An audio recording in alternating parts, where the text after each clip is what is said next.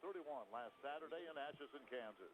The home team took an early 14-0 lead on a 70-yard interception return and an 80-yard drive before Valley cut that deficit in half on this pass from Joe Muriel to Dorian Stannard. Down the sideline, man is open, makes the kick, touchdown, Dorian Stannard.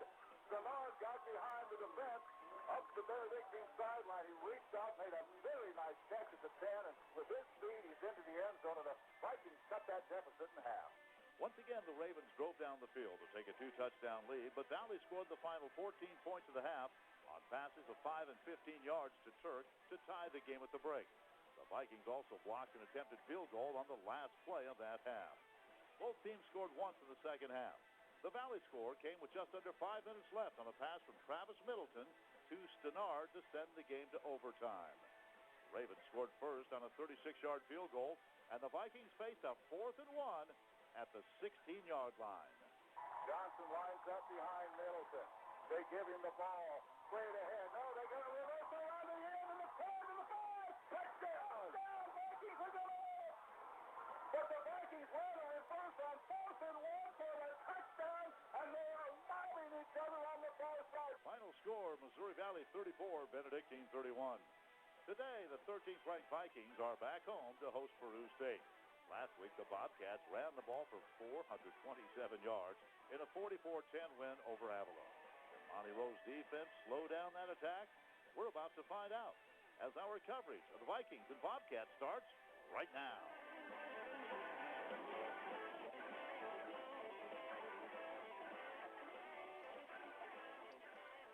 And a pleasant good afternoon and welcome to Greg Mitchell Field on the campus of Missouri Valley College, where Heart of America Conference action continues today. The Peru State Bobcats are in town. The Nebraska school is 2-1 to take on the 2-1 Vikings. I'm Ken Quiava, Joe all alongside. And Joe, I don't know if we can match the excitement of a week ago. Darian Turk, we called him a big playmaker. 3 touchdowns, including the game winner overtime at Benedictine. You know, Ken, and we'll talk probably all year about that end-around play by Darian Turk in the overtime to win that game. But even a bigger play, I think, the defensive stands earlier, the Vikings down by 7, Benedictine in field goal range to put the game out of reach. Ricky Williams, the linebacker, comes off the edge, strips the ball, recovers the fumble. The Vikes drive down and tie it. Yep. To me, that the play by Turk was big, but that was the play of the game right there. This Viking defense just getting better and better as well. We'll take a look at some of the numbers as we go along this afternoon. Let's take a look at what's happening as far as the conference today. Boy, how about the big win by Graceland last week, knocking off Mid-America Nazarene in overtime, 23-17. Barry Rave, of course, is the defensive coordinator at Graceland. Wow, they knocked off Mid-America. That had to be some kind of a football game. Well, it did, and Graceland's 2-1 right now. They got that win in week 1 over Avila before losing to the Vikings here in week number 2. But Graceland's a good ball club. They're playing Baker today. That'll be a real test. But I think they're a team that's going to make some noise in that Northern Division. All right, here are the games today. Benedictine is at Mid-America. Wow. 2 teams really in search of a win after tough losses for both of them in overtime last week. That might be a very interesting ball game in Olathe. It's always been a good game anytime those 2 teams hook up, Ken, and I think today that'll be a good one. Evangel is at Culver today, and they'll start at noon there. Evangel looking for a win, and Culver, of course, really struggling in the early going. Grandview is at Avila. Well, Grandview has to be the favorite there. The Vikings go to Des Moines next week. CMU's at William Penn tonight at 6. CMU played better last week, but you probably have to give William Penn the edge on their home field in Oskaloosa tonight. Well, and the Eagles really need a win. Central Methodist 1-2 coming into this game, so they really need a win. But William Penn, after that, the shellacking they took last week on the road against Baker, I would say they'll be hungry this evening. And you mentioned Graceland at Baker. Baker would be the favorite at home. That defense must be something else, but don't count the Yellow Jackets out. They have to be riding high after that big win last week. Well, you're right, Ken, but I tell you, this Baker team has been really impressive. I'm not surprised that they beat William Penn, but I'm surprised they beat him as badly as they did. And if you remember last year, Baker was riding very high this time of the year. They had some adversity hit the team in the middle of the season. They lost a couple games. Then the Vikings beat them the last game of the regular season to get into the playoffs. Here's some other games. Marion, the number 1 team in the country, at Robert Morris. So Denny Honhold his defense, well, guess what? You have the number 1 team coming in, Marion, today. So good luck to Denny Honnold and his ball club. And boy, I'd like to see the Eagles knock them off. That'd be fun to see. Good day for Denny to earn himself a raise if he can shut down that high-powered offense. Curran White, the offensive coordinator at Concordia, Nebraska. They play at Northwest Iowa. They won last week. And Aaron Christensen, the head coach at Montana Northern, still looking for his first win. They're 0-3. They will host Montana Western. The poll today, Marion, Indiana is number 1. Morningside number 2. Joe, Morningside, I can't remember who they played, put 86 points on the board last week. 86. Well, we got a chance to witness that high-powered offense in the playoffs last year, and that's a good program up there. And Morningside, Grandview, you go right through Iowa, William Penn. You can name a lot of schools in that state that play very good football. Baker moved up to number 6, so the pollsters are realizing that they're for real at 3-0. Carroll, Montana, a familiar name, number 7 this week. And Grandview is number 10. Robert Morris, Denny's ball club, number 11. William Penn is 12. The Vikings dropped to 13th and also ranked. And figure this one out. Benedictine was ranked 25th. They lose to the Vikings at home, and they jump up 7 spots to 18. So, well, they played the Vikings dead even, though, right up to the very end. So, sometimes you play a good team well, that can help you. All right, we're going to start our visits. And Steve Snyder, he is in his 4th year with the Bobcats, just does a tremendous job with this Bobcat football team. And he'll be our guest in 1 minute on the Viking Sports Network. America's most innovative road vehicle. Hey, are you with us? Sale during the Polaris factory-authorized clearance at Jaeger Cycle.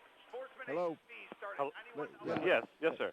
Who is this, Larry? This Larry, yes. Larry, this Joe. Yeah, hey, Joe. Larry, can you get the Mizzou post-game and the Valley post-game? Yeah, sure will. Mizzou, all I need really is Gary Pinkel's interview. I don't need that long, hour-long show. Okay. Just right after the game, they do like about a short 15-minute post-game where they interview him. All righty. If you do those two and put them on 000 something, I'll use them tomorrow night. Okay, we'll find them, Joe. Thank you. Good job last night, Larry. Oh, you too, buddy. Thanks. Bye-bye. What do you do now? Rest easy. Now with Wood & Houston Bank's mobile and online banking, you can bank whenever and wherever you want. Want to pay a bill, deposit a check? It's all possible with mobile and online banking services at Wood & Houston. And now when you open any one of Wood & Houston's smart checking accounts, you'll receive a free tile, a $25 value. Wood & Houston Bank, personal banking since 1874. Member FDIC.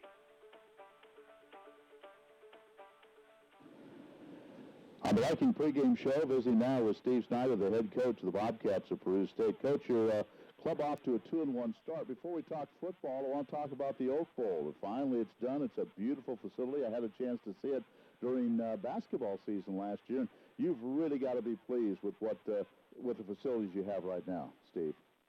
Yeah, we're pretty fortunate, Ken. Dr. Hanson, the college president, Todd Simpson, our foundation director, helped raise the funds to make that happen, and in conjunction with some dollars from the state of Nebraska. So, we're pleased with the outcome. Certainly, so we have one of the best small college stadiums in the region, and we're not done either. We're in the process of renovating a facility on campus near the football field, home for our football teams, locker rooms, meeting rooms, office spaces for coaches. So that'll be the final phase of our facility renovation for the football program. Coach, that really helps with recruiting, doesn't it? These young men see facilities like that. That's very impressive. Well, there's an old adage in recruiting students, and not just athletes, that they're looking for nice facilities where they eat, and where they sleep, and where they play. So, it certainly helps the cause, no doubt. Steve, let's talk about your football team. You rolled over Avila 44-10 last week, and I jotted down 55 carries, 427 yards rushing. I know you like to run the football. You had to be pleased with that performance. That takes you to 2-1 on the year. Yeah, Ken. We got some experience back on the offensive side of the ball, and Tyler Osby, our quarterback, is coming back off a season-ending injury from last year, and he's kind of a general out there and kind of runs our option game and does a nice job of distributing the ball and get it where it needs to be. And, we have some experience up front. So we've had a couple offensive linemen out. So we get them back this week. So we're pleased with that effort as well with their O-line. And our defense really played outstanding. They kind of simplified our game plan, kept the ball in front of us, and they kind of had a lot of 3 and outs. We got good field position on offense. We won the turnover battle. So, you take them when you can get them. Yeah, 3 interceptions. You've got to like that from your defense, Coach. No doubt. Now, you talked about Tyler. I was so impressed with him. When you run that option offense, it is really nice to have someone with his football knowledge running that offense because he does it as well as anybody, in my opinion. Well, yeah, that's why we recruited him a few years back, and certainly believe in him, and he understands where the ball needs to go in our run game, and we're not a big pass-heavy team, but he does make pretty good decisions when we throw the football, and, we're one of the league leaders in, taking care of the football. We're not giving it away, so knock on wood, hopefully that continues, but we'll certainly have a heck of a challenge this week against Missouri Valley. Of course, Valley coming off that 34-31 overtime win at Benedictine. Coach, this Valley offense, and I'm sure you're well aware of it by looking at the film, they can really move up and down the field, put out a lot of yards. That probably has to concern you a little bit defensively with the way Valley can move the football this year. Well, there's no doubt about it. I mean, they're junior-senior a dominated team, and I guess our goal is to try to play keep away from them, and which means on offense, we got to grind out some first downs, and we'll be happy with 3 or 4 yards a pop, and try to control the clock a little bit to reduce their opportunities on offense. I've always believed the best defense in the world is the one that's sitting on the bench. Coach, in Monty Rowe's defense, not the gaudy numbers through the first 3 games they've had in the past, but still, the Vikings are always known for that defense, aren't they? Oh yeah, they're you got great team speed. They get off blocks. Might not be as experienced as they have been in recent years, but they're well coached. They play hard. They give you problems, and I just hope we can kind of hang around a little bit and make a game out of it. All right, Coach, we appreciate the visit, and good luck today. 2-1. Looking forward to see your ball club, and again, good luck this afternoon. All right, so there you have Steve Snyder. He's the head coach of these Bobcats, talking about his club. In a moment, we're going to talk to a couple of the players. Darian Turk, 3 touchdowns last week, and the leading tackler, Marky Beltram, 24 tackles. We'll be back in a minute with those visits on the Viking Sports Network.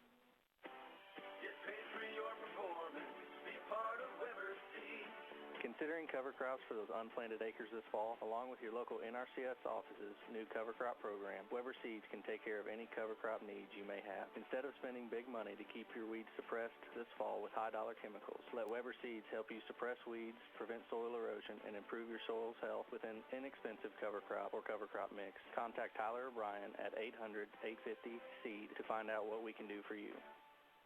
Viking Athletic Goods in the Marshall Square is your apparel headquarters for all your favorite teams. KC Chiefs, Mizzou Tigers, Missouri Valley Vikings, Marshall Owls, Slater Wildcats, Santa Fe Chiefs, and much more. Pullovers, hoodies, sweats, even socks with logos. Viking Athletic Goods also carries a nice selection of crazy socks. And for going to the games, you'll find the best stadium seats anywhere at Viking Athletic Goods on the Marshall Square.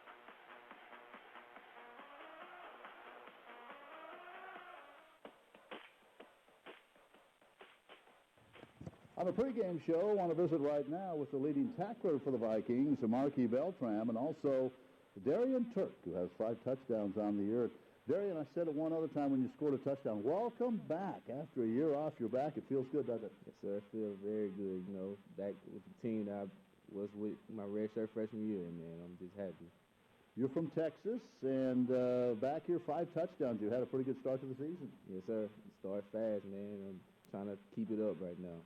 I want to talk about a play from last week in just a moment. You had 3 touchdowns last week. I want to go here to Marky Beltram. Marky, your first year in from California, how did it come about you got to Missouri Valley? I got a scholarship from Coach Monty Rowe. He's in contact with me, and then he came with my brother, too. So that's how that came about. Junior college then in California? Yes, Los Medanos, Pittsburgh. Okay. A lot of good junior college football in California. Yeah, definitely. Definitely a lot of competition out there. Certainly a culture shock, probably. You come all the way out to the Midwest. What were your thoughts when you got to Marshall, and here you are? It's definitely different, but I don't mind. I really do like it here. I'm having a blast. Playing linebacker, leading his team in tackles. They have 24 tackles right now. Now, you might see some other schools where they'll have more tackles now, but this is really a team defense, isn't it? Yeah, definitely. We all get around the ball, and I'll try to get 11 hats on the ball every play. Obviously, you picked up Coach Rowe's scheme quite easily. Yeah, we were having fun with this defense. Feel like you're getting better each and every week? Yes, definitely. Definitely getting better each and every day. Now, you're going to face another running attack today. First week of the season, this Peru team comes in, I think, over 300 and some yards rushing a game. Is it the same kind of options we saw in the first week? Yeah, for the most part. But, yes, for the most part. But there is a little bit of different schemes in there. Would you rather play against this type of an offense or more wide open? Probably the more wide open ones. So, why is that? Just to fly around more and make more plays. Okay. Really have to stay at home on this type of defense, don't you? Definitely just stay in the box and just grind it out every play. All right, we're going to get back to you in just a moment. Back to Darian Turk. All right, let's talk about last week, sir. It's 4th down and 1. You had 2 touchdowns before, right? You scored 3 last week, right? Yes, sir. Yes, sir. All right, 5 touchdowns on the year, but you knew this play was coming. Take me through the last play. 4th and 1, 16-yard line. You get your number called. All right. We're in the huddle, coach debating on if you want to kick the field goal or go for it. And somebody said go for it. And coach it's like he thought that play would work. And, you know, when I heard my name was called, I zoned in, and I was like, man, I know I'm about to score this touchdown because I love fourth quarter. I love, you know, the crunch time. That's when you got to step up, and got the ball, and I got around that edge, man, and dived in the end zone. It felt great. You barely got in, but you got in. Yeah, I got in there. I looked at the ref. I thought he was going to call me out or something. Now, every teammate was on top of you. That's not a good feeling at the bottom of that pile. Man, my O-lineman, Gibby, he's a great blocker, but, man, he tackled me, and that's a big guy, a left tackle. Yeah. For a little receiver like me. But it was fun at the time, wasn't it? It was great. It was great. I love it. That's a big win. Yes, sir, it is. We need to keep it up, man. That was a big win. Marky, you were on the sideline at that time. What are you thinking? I couldn't even grab my helmet to run out there to congratulate him. I was just out there as quick as I can. He went for it, and when you saw him go around that corner, it was on the Viking side. You probably knew he was in or close to it. He was in. He was definitely in. I seen the whole play. How big a win? This is a big win for this team. You're now 2-1. Boy, you couldn't really afford to go 1-2. Yeah, we pulled it out, but we're going to keep rolling. All right. Your goal now is to win them all. Another conference champion. This team's won 4 in a row. You'd like to have another one. You'd like to have one now, wouldn't you? Yes, sir. All right. Yes, sir, definitely. Well, keep it up. You're leading the team in tackles. Keep it up, man. Thank you.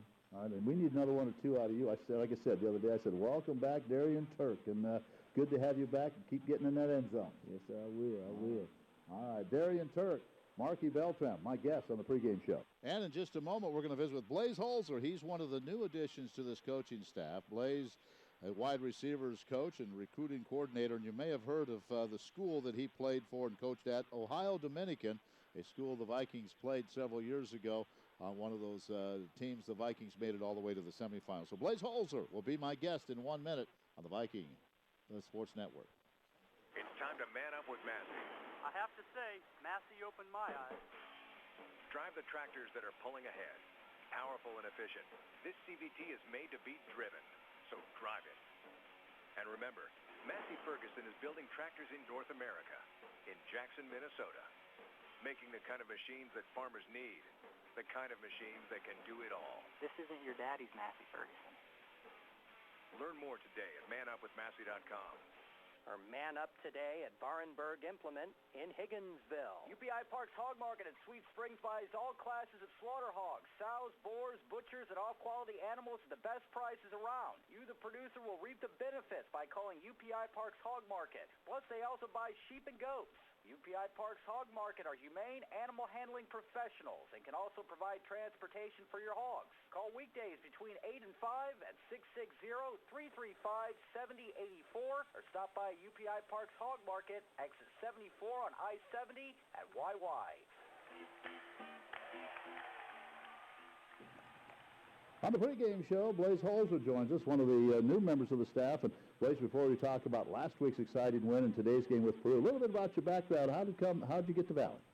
Well, I came here from Ohio Dominican University. I'd spent some time there as a player and then as a coach.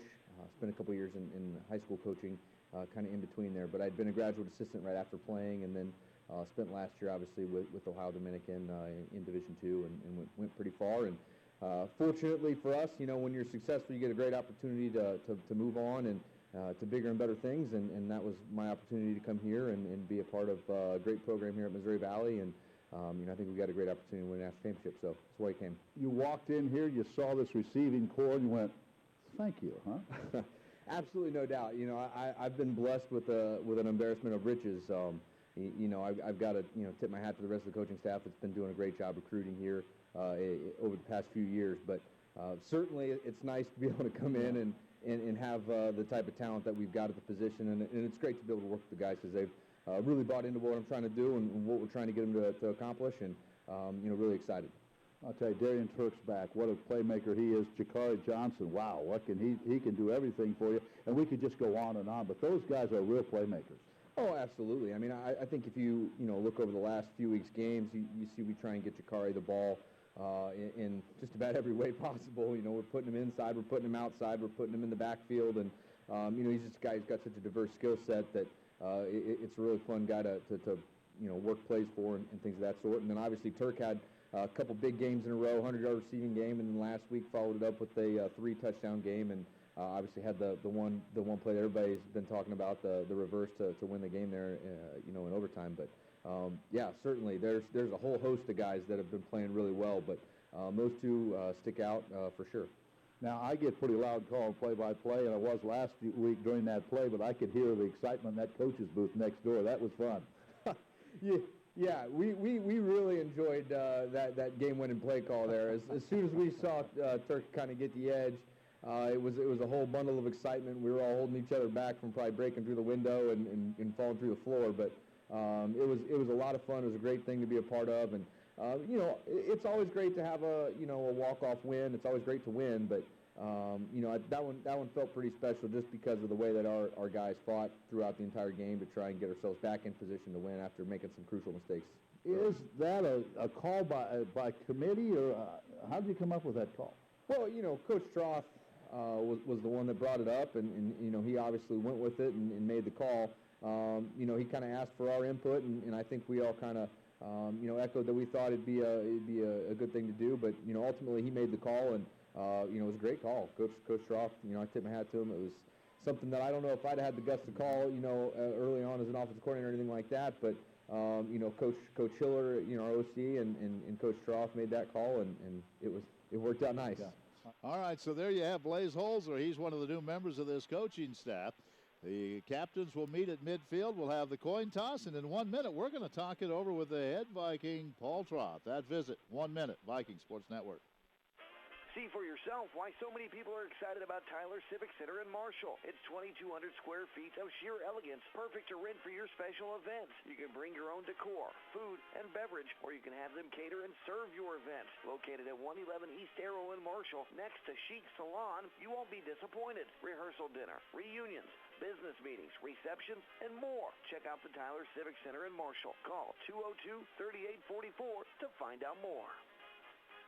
Repurposing, the latest buzzword floating around the home decorating blog. It's an item that was originally designed for one purpose and transforming it into another. Did you know you can repurpose your jewelry? This is Stacy from Sturhan. If you have broken jewelry or a sentimental piece that you don't wear anymore but simply can't part with, like necklaces, rings, or precious stones, bring them to us. We can fix it. Or repurpose it into a stunning new piece you'll show off for years to come. Repurpose your jewelry at Sturhan Jewelers on the east side of the Marshall Square. Paul Troth joins us before this ball game with Peru State. Coach, here you go, another ball club that loves to run the football. Yeah, we're playing another option team. It'll be our second one in 4 games. So hopefully we retained a little bit from the opening week when we had to play another option team. But, yeah, it'll be a great challenge for our defense. That Tyler Osley, pretty good quarterback. He's been there a while now. Hurt last year, but he's back. Yeah, you go back. He's been a good player for him for quite a while, and they want to shorten the game by running the ball and keep that clock moving and just grind out first downs, and that's what their game plan is. So we're going to have to really be on point and make sure we do a good job defending the option and try to make them punt the ball, and then our offense has got to produce points. Well, the Vikings leading the league in offense per game. This team can move the ball up and down the field. Yeah, we have at times, certainly. Just one of the things that our focus has been was we got to put points on the board. Had too many drives where we'd move it and get down there and then either, just for whatever reason, we end up not scoring points. So, the yardage and all that doesn't do you any good unless you put points on the board. So that's going to be a big focus for us. Last week, the exciting overtime win at Benedictine. Take us through that last decision-making process. Well, it just, kids played hard. We got down there and we thought about the field goal and playing another overtime, and then just decided to go for it. And on those situations, it comes down to one play, and the kids did a great job executing it, and we hit the big play and got the touchdown. And we were, obviously looking to get at least a first down, but we got much more than that.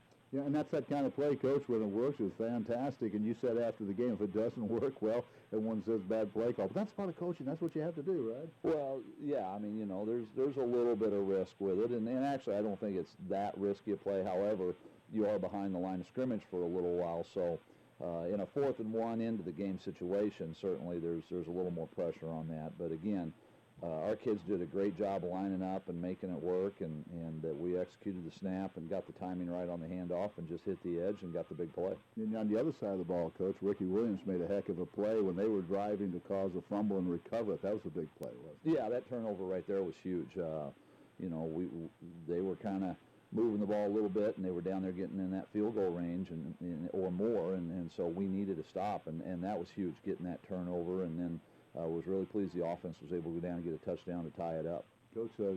Coach Snyder does a good job with his bunch, so this is going to be a tough game today, isn't it? Yeah, absolutely. I mean, anytime you're playing an option team and is well coached and they know what they're doing, and defensively they're leading the conference right now in rush defense. So they're very, very good on defense. They're obviously very good on offense. So, again, with the conference adding 2 good teams to already some good football teams in here, every week you got to show up and play. All right, Coach, let's go get them today. Thanks for the visit. All right, thanks, you. So there you have the visit with Coach Paul Troth. Hey, we're about ready for football on a beautiful September afternoon. Joe and I'll be back with a call. Peru State and the Vikings, 1 minute. Viking Sports Network. Now's the time to book your holiday party at Stonehenge Golf Club in Marshall. Whether it's a family gathering, social group event, or a company party, Stonehenge Golf Club offers a comfortable, quality facility to make your event a success. Choose from a sit-down or buffet-style meal or an hors d'oeuvre buffet, along with a cash, ticketed, or open bar, all set to your tastes and desires. Call George at Stonehenge Golf Club in Marshall to book your holiday party now. 886-4653. That's 886-4653. Hey, son, we paid your first and last month's rent on your new apartment. That is so awesome. Uh-huh. And we got you this. A shelter renter's policy helps cover your stuff if the place catches fire. Or it's broken into. Helps cover your computer, TV. Fancy schmancy bicycle. So they'll help me replace stuff. That's the idea. Have fun, son. I thought he'd never leave. Whew, that makes 2 of us. For all your insurance needs, see Terry Townsend in Marshall.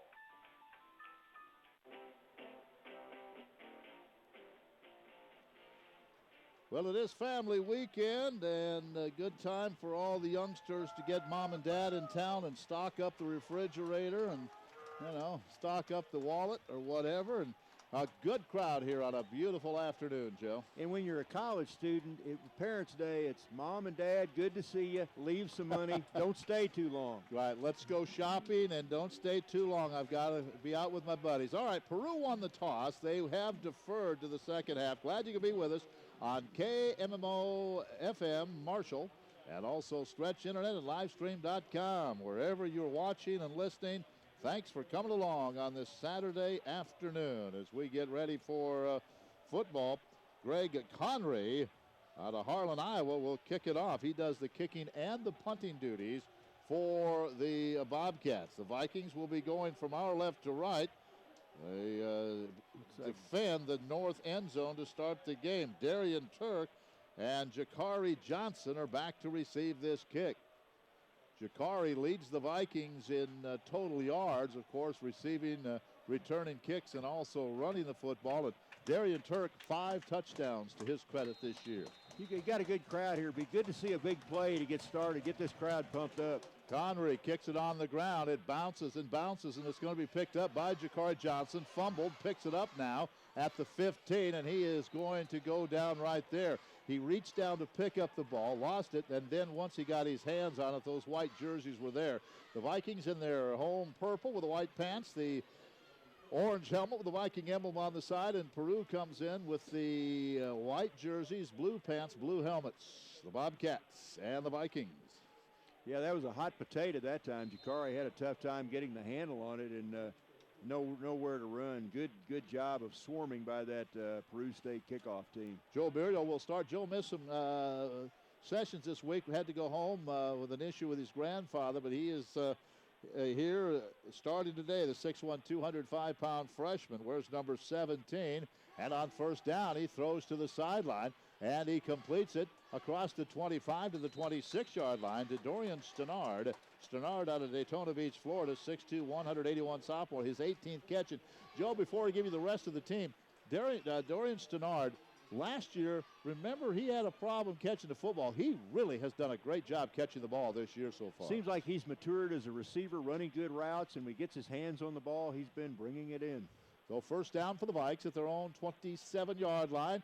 Muriel wants to throw, swings it out of the backfield. Here's Elliott Hawkins, breaks the tackle to the 40, runs over a tackler, fumbles the football, and I think Peru has it at their own 48. They sure do. Nice run, nice move by Hawkins, but you got to hold on to the ball with both hands. In recovering that fumble for the Bobcats was sophomore Darius Finley, a defensive back, and boy, the Bobcats get a big break to start this game. They'll get the ball just shy of the 50-yard line to start it. No score in the game, 14-28 to go in the first quarter. Well, Elliott was heading up the sideline, and he was hit, and it looked like the hit may have been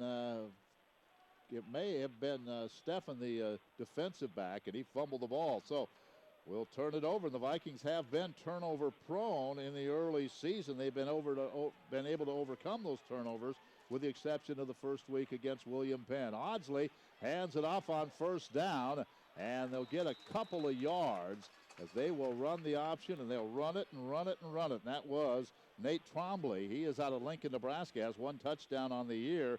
He has he's caught 3 passes for 38 yards and averages 22 yards a game on the ground. It'll be second down and 8. Terrence Hollins-White have to make the first hit for the Vikes on that option. Jacob King there to help out the ball right smack dab on the 50-yard line. Second down and 8 for Peru State. Tyler Audsley, remember a couple of years ago, he almost pulled Peru State through with a victory over the Vikings in Nebraska City. Second down and 8, man goes in motion, and they'll keep it on the ground to the fullback, and there is nothing there as a good tackle made by Dedrick Allen. I'll tell you, Dedrick Allen really is playing well. Dedrick Allen got down low that time. He got the running back down around the knees and the ankles and nowhere for him to go. Yeah, Dedrick, a guy that didn't play, didn't hear his name that much early on, but each game you're hearing him becoming more and more aggressive on that defensive line. Well, it's third down, and let's call it 8. The ball just into Viking territory. Vikes know they've got to shut this running game down. Kyreton Kilgore had to come out of the ball game. The helmet came off. So it's third down and about 7. They only threw the ball 6 times all last week. They're going to keep it on the ground again. And not short of the first down to the 45-yard line goes Audsley as he's running to the right side. One of the Vikings grabbed him and brought him down there. Jacob King, the linebacker, got him down around the ankles and tripped him up. So that'll be about, looks like about 2 yards, 2.5 yards short of the first down. So looks like that Peru State's going to punt it away. Vikes should be pinned pretty deep. Greg Connery, again, does both the kicking and the punting. Averages just 34 yards a punt. Looking at the breeze today, and there's very little breeze. And this is a nice spiral. He kicks it away from Johnson. It bounds inside the 5 and goes into the end zone. Took a nice roll for the Vikings, so they'll have a touchback as Menadu Adrami was trying to get down there and come up with that one. Well, Joe turned it over, but the Vike defense went to work, and so it gives me a chance to tell you some of the players on offense for the Vikings before this first play. Sheldon Chisholm is the center. He's a senior out of Lee. Some of the guards are Mike Davis and Brendan Latham. The tackles, Zavon Moore and Zach Gibson. Joe Young and Maurice Anglin will rotate at tight end. And boy, the wide receivers, a good bunch. Dorian Stannard, Ricky Fuentes, Jakari Johnson, Darian Turk, Siobhan Richardson. They'll all be in the game.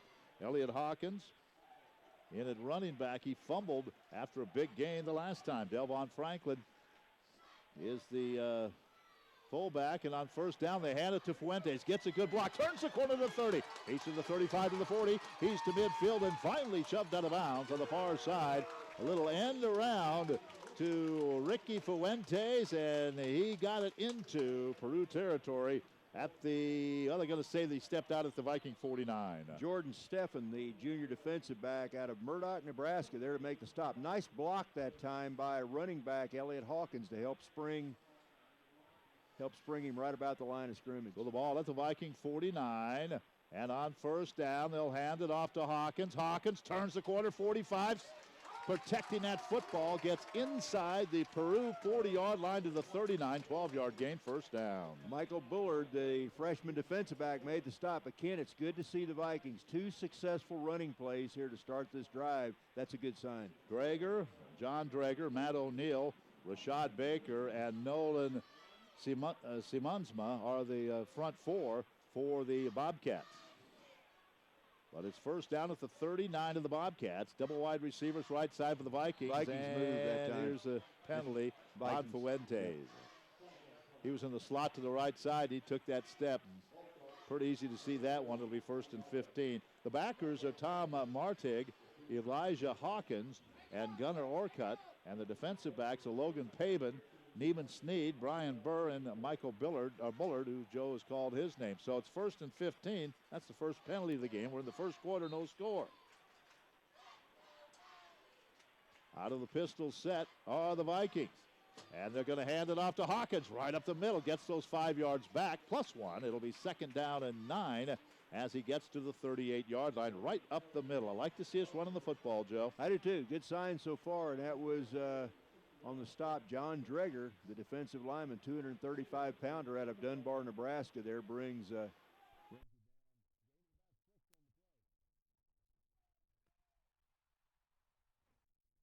going to be second down and 9. Trips to the right side. And they're going to hand it off again to Hawkins, running left. Hawkins inside the 30, all the way to the 24-yard line. Had 3 wide receivers to the right, Joe. Had all the motion going that way. Gave it to Hawkins, running back to the left, another first down. And Michael Bullard again made possibly a touchdown-saving tackle. But again, it's pretty obvious the Vikings want to establish that running game, and that's looks good so far. They started this drive at their own 20-yard line, and they have moved it quickly down to the 24 of the Bobcats. First down, and Muriel wants to throw on first down over the middle. It is caught for the touchdown, and Dorian Stenard. Oh, a nice throw, man-to-man coverage. Stenard cut toward the goal post. The pass was right there. What a drive, 6-0 Valley. 25-yard touchdown pass, Muriel to Stenard. That was just a little post pattern. Stenard went down the left side, then cut right toward the middle, towards the goal post, and give Joe Muriel credit. He put the ball right in there on the money. So pretty impressive drive. The Vikes have done a good job moving the football here in the early going. They established the early lead. Villanueva will attempt the extra point. Ball is down. Kick is on the way. It's up, and it is through. And Desi is now 14 for 14 extra points. Vikings score first. 10:45 to go first quarter. 7-0 Valley on the Viking Sports Network. Richardson Detailing and Mobile Service will help you with all your vehicle and power washing needs. Monday through Saturday, the shop is open for vehicle cleaning, basic washes to full details, and the mobile unit is ready to power wash your homes, fences, decks, and agricultural equipment. Protect your investment by having them professionally cleaned. To schedule an appointment, stop by 259 West Boyd Street in Marshall or call 815-7511. Richardson's Detailing and Mobile Service. Professional, personable, affordable, and waiting for the next dirty job.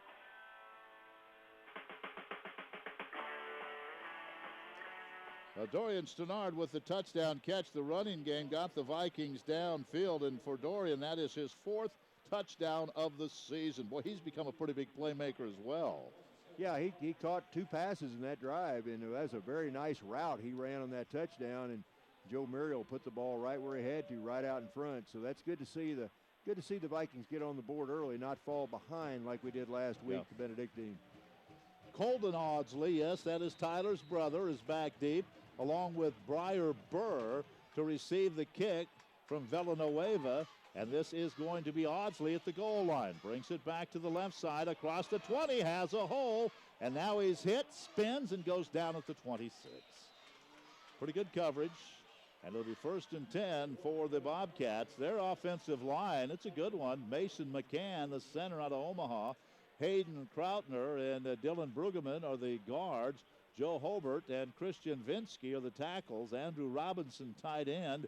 And the split end is Jacob Coughlin. A.J. Floodman, also a receiver. He's got a couple of touchdowns. And they will use Trombley, Colton Audsley, Aaron Smith, James Sluka, all will get in on the act in this option offense. Mark Plummer out of Marshall in on that last stop on the kickoff. First down, and here is the handoff. Not much there, and that's Audsley. That is Colton Audsley, I believe. Got about a yard, and it'll be 2nd down. I talked to Monty Rowe quite a while yesterday, and he said, here we go against another option. But, Joe, they've had a couple of weeks that you had that option against William Penn, and so a lot of these players are more prepared for it this time around, let's hope. And so far, so good. That was a loss of a yard. Yeah, the Vikes have done a good job on that option so far. In fact, this is by far, I would say, the best start the Vikes have gotten off to, even though they did fumble on their opening drive. Both the offense and the defense look pretty crisp right now. This Peru team averages 37.3 points a game. They rush for 333 yards a game. That's first in the conference. And on 2nd down, here's Audsley. And Audsley, he just tripped up as he turned the corner on the right side, and he was headed downfield, and somebody got a hold of his shoelace and wraps him up. He'll be 3rd down and 1. Ooh, that was dangerously close to a huge play. Yeah, I think that was Marky Beltran that got him down around the ankles. But, yeah, Audsley one more step, and I think he'd have been gone. And he runs very well for a quarterback, so you got to keep him contained, keep him on the inside on that option. It is 3rd down and 1, and they did not move the chain. So the Vikings can stop them here if they can prevent them from getting a yard. This team averages 425 yards a game, but 333 passing. So again, only 92 passing, 333 rushing. They love to keep it on the ground. And they haven't even looked like they wanted to throw yet here this afternoon. 3rd down and a yard for Audsley and the Bobcats, who trail 7-0. Vikings stack it in tight. They hand it off, and I don't think they got there. Boy, it's going to depend on the spot and where the linesman's coming out. They didn't get there. It's 4th down. There was a perfect example. When you whip somebody on the line of scrimmage, good things are going to happen for the defense, and that's exactly what the Vikings did that play. Looks like Peru, I thought they might take a chance, 4th and less than a yard, but they're sending the punting team in, which is probably the wise move this early in the game. Good job by that defense. They were all in the box, and they challenged them to run. They tried to get it right up the middle, didn't get the yard. So Connery had to punt it away again. It averages 33.8 punt on the season. And this is a low spiral. Takes the bounce. Vikings stay away from it. And it's going to roll toward the Valley sideline and will roll out of bounds at the 27. So once again, the defense comes up big. And the Viking offense, after a very impressive drive, right back to work. Yeah, Vikings look good, like I say, on both sides of the ball. They've shut the Peru offense down a couple of times. And, Ken, look over on the Student Center roof. We've got a pretty good crowd over there. I guess you call those the box seats over there? Yeah, they're the box seats. I see President Humphreys over there and several others. Looks like she's talking to the crowd right now. She's explaining, she may be giving the play calls out there. Could be. If she does, I bet the coaches will listen. Yeah, I see Ronnie Porter's over there. There's one of them over there.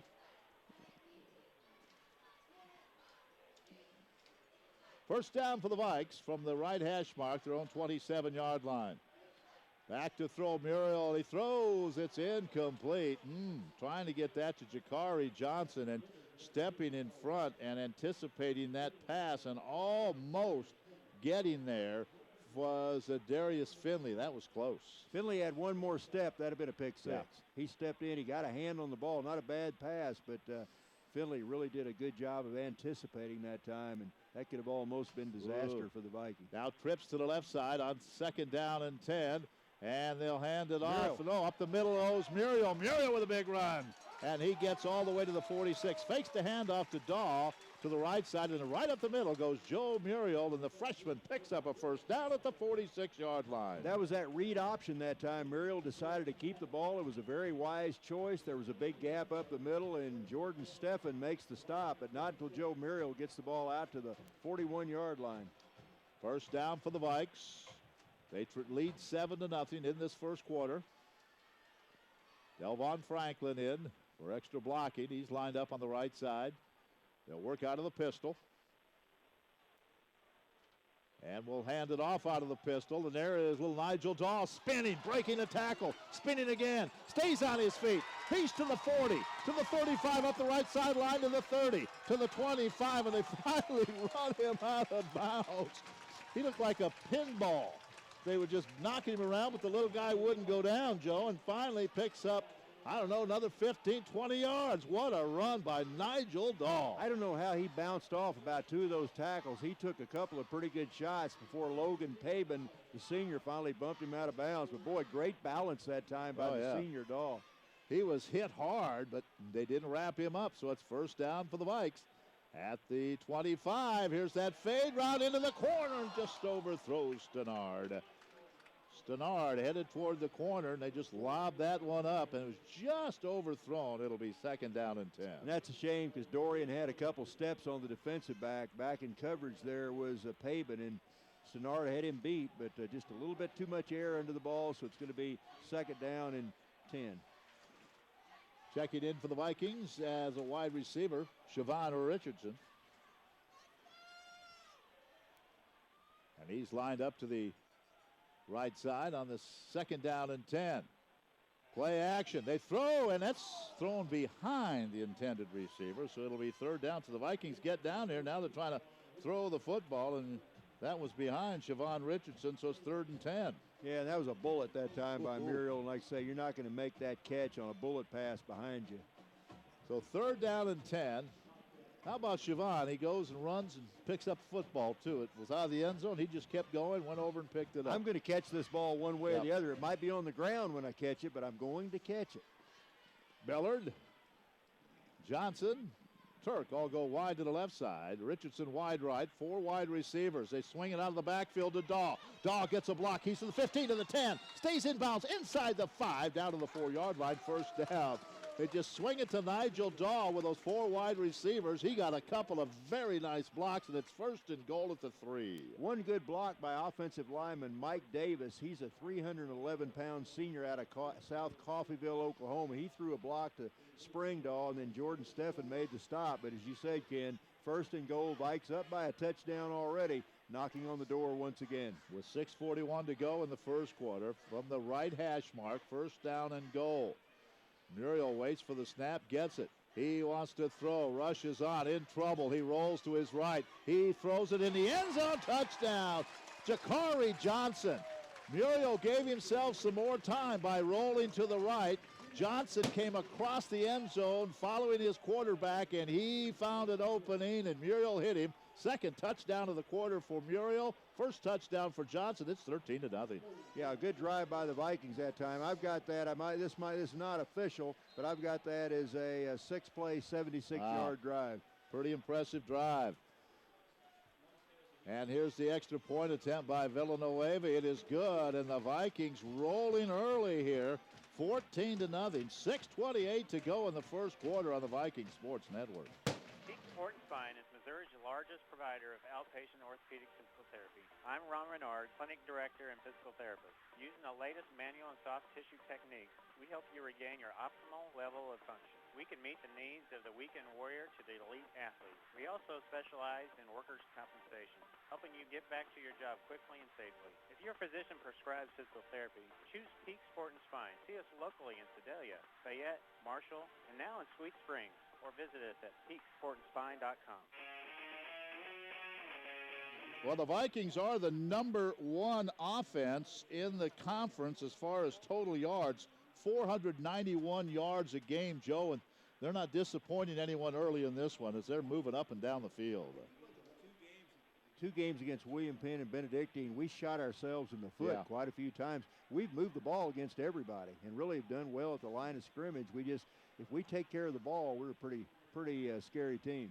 Villanueva will kick off, and again, it's Audsley back there. Audsley and Burr. Villanueva kicks this one to Burr. Burr comes up, now backs up, takes it to 3. Works the left side to the 15. He gets to the 20 and tackled at the 22. Good pursuit by the Viking special team. as they were all there in coverage. And I think the first one there was Antoine Palmer, I believe. Yeah, Antoine was. He's the sophomore out of Houston, Texas, a 213-pounder. Got down the field very quickly, got down around the ankles and tripped him up. Then 2 or 3 other Vikings finished him off. Well, let's see if the defense can go to work again. Joe, what you want to do against an option team, obviously, is get them down and make them do things they don't like to do, like throw the football. Yeah, and the Vikes have done a very good job defending that option, at least during the first 2 series of plays. Terrence Hollins-White, Greg Johnson, Nate Desimone, Kobe Lowe have done a nice job all year in that defensive backfield. First down, they want to keep it on the ground. Here is the pitch. Vikings shut that one down after a gain of about 4 yards. Boy, they came up in a hurry to make that tackle. Boy, Jonathan Battle really put a big-time hit on Audsley that time. Also, Terrence Hollins-White. Vikings had Audsley covered. They also did a good job on the pitch man. Good job of covering that option that time. Probably carried the football, but he got decent yards, but he paid for it. So it's 2nd down and 5. Ball at the 29-yard line, their own 29 from the left hash mark. They send their a wide receiver, Jacob Coughlin, wide to the left side on this 2nd down and about 4. To the man in motion. And Audsley wants to keep it. They pitch it, and close to a first down if they didn't get it to Tremblay. Let's see where he stepped out in the Viking sideline about the 33. I tell you, Audsley keeps that ball to the last second, doesn't he? And then he'll pitch it. He's pretty good. Terrence Hollins-White made the stop. We ought to have a contest. How many triple option plays will be run when Peru State plays William Penn? Oh, my goodness. That game may take about 45 minutes to play. It will be no stoppages in play when those two teams. But William Penn does like to throw the ball, too. Yeah, they'll throw it a little bit. Yeah. Well, there's a first down, so the ball's at the 34-yard line. 5:29 to go, first quarter. Valley up 14-0 here at home. And on first down, and Audsley keeps it, and he got a yard, and that's it. He faked it to the fullback, and then he decided to keep it, and there was just nothing there. Boy, the Vikings swarmed him, and I think that's Ricky at the bottom of the pile, Ricky Williams. Ricky Williams and Carlton Kilgore are also on the stop, so short gain, like you said, a couple yards on the play, 2nd and 8, ball just across the 35-yard line. Peru State down 14-0 in their own territory. You made that good point on Ricky Williams. We always talk about the plays that win game, the scoring plays, but if he doesn't make that sack and fumble and recovery, we're down by 10. Yeah, we're down by 10. So he made a huge play in that game last week. 2nd down and 8. They run the option. Audsley keeps it. He tucks the shoulder and gets to the 39, just outside the hash mark on the right side. It'll be 3rd and about 5 coming up. Antoine Palmer, once again, the man that made the tackle on that last kickoff down to make the stop around the ankles that time on Audsley. So big 3rd down play. Peru State does not want to give the ball up, down by 2 touchdowns. They've got it 3rd and 5 right now at about their own 39-yard line. Ryan Maxwell checks out, and Jeff Desirian on that defensive line as these teams rotate. These Vikings, they rotate a lot of players in defensively. 3rd and 5 from the 39-yard line. They'll keep it on the ground. Audsley, he looks for first down yardage and gets it. One of the Vikings got a hand on a shoulder pad, but not enough. And boy, he got a nice block, and they get the ball all the way to the 49-yard line. 3:56, all the remaining in the first quarter, and it'll be a first down for the Bobcats at their own 49. Yeah, Audsley had no intention of pitching the ball that time. He turned that corner, tucked it upfield, made a good run before Marky Beltram finally tripped him up. And Beltram comes out, and Elliott Suter, who's played quite a bit here in the early going, he's a freshman out of Fort Worth. He comes in at one of those linebacker spots for the Vikings. L&R Construction in Marshall. Yeager's Cycle of Sedalia, along with WK Chevrolet in Sedalia, and Varnberg Implement, all with us on the broadcast. Looks like maybe a flag on the play. See what the call is. Hold. And the hold is called on Andrew Robinson, the 6'5", 245-pound sophomore tight end. So instead of a first down at the 49, this is going to come all the way back. Well, I guess after the hold, they bring it back to the 39. So really, it's going to be 3rd and 5. Just really no gain on that play, if you will. After the penalty, it's 3rd and 5. I'd say Audsley will keep it again, would be my bet. He sends a wide receiver off here to the left side. My luck hasn't been very good lately. And that is Don Wilkerson, the sophomore wide receiver. He's going to throw for the first time today. Throws it to the sideline. Caught. First down. Just sent Jacob Coughlin down the sideline. He stopped in front of the defender. That's his third catch of the year.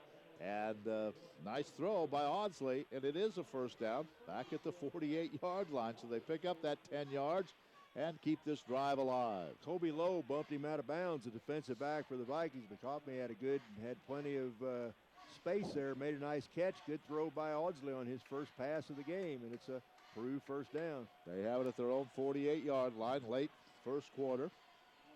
Vikings up 14-0. Audsley sends Trumbley in motion, and he hands it off to his fullback, and there's just not much there at all. That option the Vikings have had no problem with to this point. And they had no problem against Peru State either. They pretty well shut down that fullback dive, but it's when the quarterback gets outside and then pitches.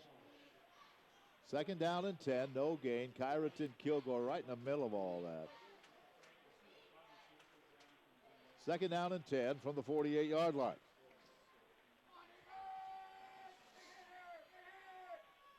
On the second down play, again they hand it off up the middle. Boy, that time it looks like Audsley almost wanted to pull it out of there. They just took it from him, picks up a couple of yards. It's going to be 3rd and 8, the ball right at midfield. Zach Nunn, the senior defensive lineman down at the bottom of the pile there. Zach out of Springfield. So another big third down play for Peru State as we're nearing the end of the first quarter, about 2 minutes left. So it'll be 3rd down and 8 for Peru. And for the second time today, Ken, the ball exactly on the 50-yard line. That's Eric Morrison-Smith, the big fullback who's carried the ball the last couple of times. He came into this game with 287 yards of rushing for the Bobcats. And now Audsley gives it to him again, and he's swarmed under for a loss. Way back at the 45-yard line. Nunn and Kilgore. Kyraton Kilgore and Zach Nunn right back there that time. And boy, he didn't have a chance that time. Nice defensive stop, and that's the 3rd time that Viking defense has shut down the running attack of Peru State. Well, let's see. As Conray's going to kick it off, if Jakari Johnson can field this punt and make something happen. He is an exciting football player. Good snap. And it's a nice high spiral. Johnson waits, grabs it at the 10, looks for an opening to the 15, tries to bounce to the outside. They hold the jersey and bring him down at the 18-yard line. Good, strong tackle by Chance Bauman. He had a hold of a jersey, and he wasn't letting go. If Jakari Johnson was wearing a tearaway jersey, he would still be running. Not the case, though, as he's nailed. And boy, Bauman was hanging on for dear life, wasn't he? A good job by Jakari, though, to go back and field that punt. Vikings, as I mentioned, 491 yards of offense a game. That's number 1 in the conference. 178 rushing a game, but they're second in the conference, 313 passing, and they score 32 points a game. So this is a high-powered offense. Martin Washington in at the running back position for the Vikings right now. Saw him in the first game, didn't see him the last 2 weeks. So Washington out of Houston, Texas. Here's a quick throw to Bellard on the sideline, Viking sideline, and he's shoved out of bounds across the 25 to the 27-yard line. Nice gain of 8. It'll be 2nd down and 2. Logan Pabin, that's a young man whose name we've called a lot over the years. He's a senior defensive back for Peru State. He bumped Bellard out of bounds, but he's been a pretty good ball player for this team. KMOO-FM in Marshall, Stretch Internet, and Livestream.com. Your source for Viking football today. And now the Vikings trying to get a lineman in. Osoto trying to come into the game. And he took off from about the opposing 30-yard line. He's a big guy. He's tired. So finally the Vikings have to take out. Would you say that's a little miscommunication somewhere along the line? I would say a good so. 40 yards from the line of scrimmage. They tried to get him in the game. Coach, I'm not a sprinter. No, he's 6'1", 288. He is not a sprinter. I'm a distance man. Yeah. I'm not a sprinter. He's out of Powder Springs, Georgia. And now the Vikes do take a timeout. I guess it was maybe just a helmet. They tried to get him in. Now he's going to come back out. I think maybe they had to take a timeout. I think it was Mike Davis who had some work done on a helmet. They're trying to get Osoto in for him so he could get his helmet fixed. And Osoto was a good 40 yards away from the line of scrimmage, so they had to take the timeout. You know, good to see all these touchdown drives. I hope they continue, but I also hope during the course of the game, Desi Villanueva has several shots at field goals. He's done very well on extra points, but we've got to get his field goal game lined up. He's 0 for 5 field goals. Brought him out last week and then changed their mind, went for the winning touchdown, but it is 1st and 10. Again, as we mentioned, Martin Washington, the 204-pound senior, is the running back. And he gets the handoff, runs to the left, lowers the shoulder, and the line does surge forward and gets him a few yards across the 30 to about the 33-yard line. 45 seconds to go in a very fast-moving first quarter. Yeah, like I say, it'll be interesting to see how many yards the Vikings rush for in that first quarter. It's been a good job of establishing that running game, and that's really opened up the passing game. So it is going to be 2nd down at about 6. Ball's the 32-yard line. And back to throw is Muriel. Guns it over the middle, and he threw it by Bellard. It's going to be 3rd down. Bellard was coming across the middle, and he couldn't catch up with that one, so it'll be 3rd down and about 7 from the 32-yard line. Here's one for you. Bellard was the receiver, Bullard the cover that time. So Bellard to Bullard to Bullard to Bellard. Sounds like a law firm. It's 3rd down and 7 from the 32-yard line. 14 seconds to go in the half. Good snap. Back to throw. Muriel steps up, throws to the sideline. It's caught by Turk. He's run out of bounds on the Peru side of the field, but not before he picks up a 1st down and takes it all the way to the 46-yard line. 1st and 10 Valley. First catch of the day for Darian Turk. He now has 18 on the year. Elijah Levelis Hawkins, the sophomore linebacker, there to make the stop. Good thing Muriel did that time, Ken. He didn't hurry. He waited and gave Turk time to get open, let him get open, then delivered the ball. So good timing on that pass play. That's the end of the first quarter. An impressive first quarter for the Vikings. They lead it by the score of 14-0. We'll be back with quarter number 2 in 1 minute on the Viking Sports Network. Missouri Valley College, where it's always a great day to be a Viking. It's a great day to be in a class where the professor knows your name, or meet someone from another country. Great day to be challenged by one of our 40 academic programs. Get involved, make an impact. Make today a great day. Check us out online at moval.edu. Missouri Valley College. It's a great day to be a Viking. Now's the time to go to your local Kubota dealer and get great financing on a brand new, powerful, feature-loaded Kubota Standard L-Series tractor during our Gear Up and Go sales event. With Kubota, you get durability, versatility, and value. Make a great deal on a Kubota L-Series with long-term financing as low as 0% APR during Kubota's Gear Up and Go sales event. See Marshall Service Company, 1714 Commerce in Marshall. You know, I think that loss to Graceland might have upset the Pioneers of Mid-American Nazarene a little bit. They rolled Benedictine in the television game this week, 41-17. That score surprises me. Ooh, not that Mid-America won, but I thought that would be a much closer game. Wow. 1st down at the 46-yard line of Peru for the Vikings. Muriel looks to his right, throws it that way, completes it to Jakari Johnson, 11-yard gain, 1st down. He spun out of bounds on the Peru sideline again, but that's an 11-yard gain and a 1st down for Jakari Johnson. He now has 16 catches on the year. Nice route by Johnson. Good delivery that time by Muriel as he threw the ball at the exact time that Jakari made his cut that time. So the Vikings offense looking good again. 1st and 10 at the 35 in Peru State territory. Late 3rd quarter, Evangel 24, Culver Stockton 7, and Grandview over Avila in the 2nd quarter, 34-0.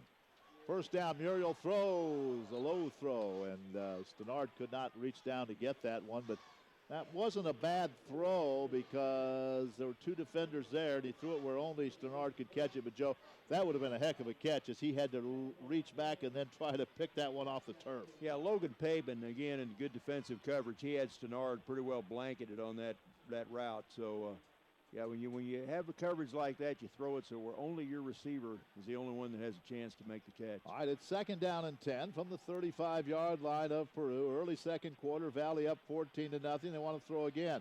Throw this one down the sideline and overthrow the intended receiver. And that once again was Stenard. They're working on Dorian Stenard, but it'll be 3rd down. Neiman Sneed, Phoenix, Arizona on the coverage was 3rd and 10. Vikings now bring in both tight ends. Joe Young and Maurice Anglin both come in for this 3rd down play. Yeah, 3rd and 10, so you look for some kind of maybe a play-action pass, I would think. Maybe hit one of those tight ends. We've hit Anglin several times, and he's done a very good job of running after the catch. So let's see what Coach Paul Troth dials up here. They'll work out of the pistol. Jakari Johnson is the wide receiver off to the left. And Turk wide to the right. And the Vikings are going to have to use their 2nd timeout. There was something they didn't like, so Muriel takes the timeout. He's talking to Joe Young, the tight end, about maybe where he was lined up. So, with 14:33 to go in the first half, it's 14-0 Valley. We're back in 30 seconds on the Viking Sports Network. You know, how many times?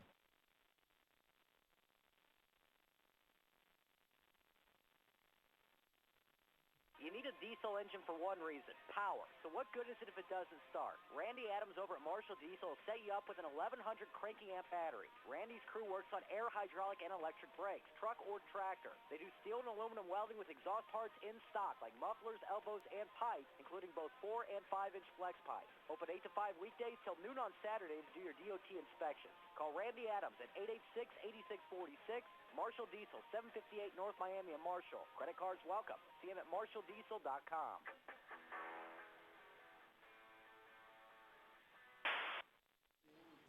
Well, we understand Missouri won today at home, beat UConn 9-6. So, wasn't a lot of offense in that game. The Tigers trailed 6-2 at the half and got one touchdown in the second half, and the defense shut out UConn. That sounds like a baseball game. It's 6-2, and we lose 9-6. You wouldn't be one of those you say that was a great win, but it's a win. It's a W. So win. 3rd down and 10.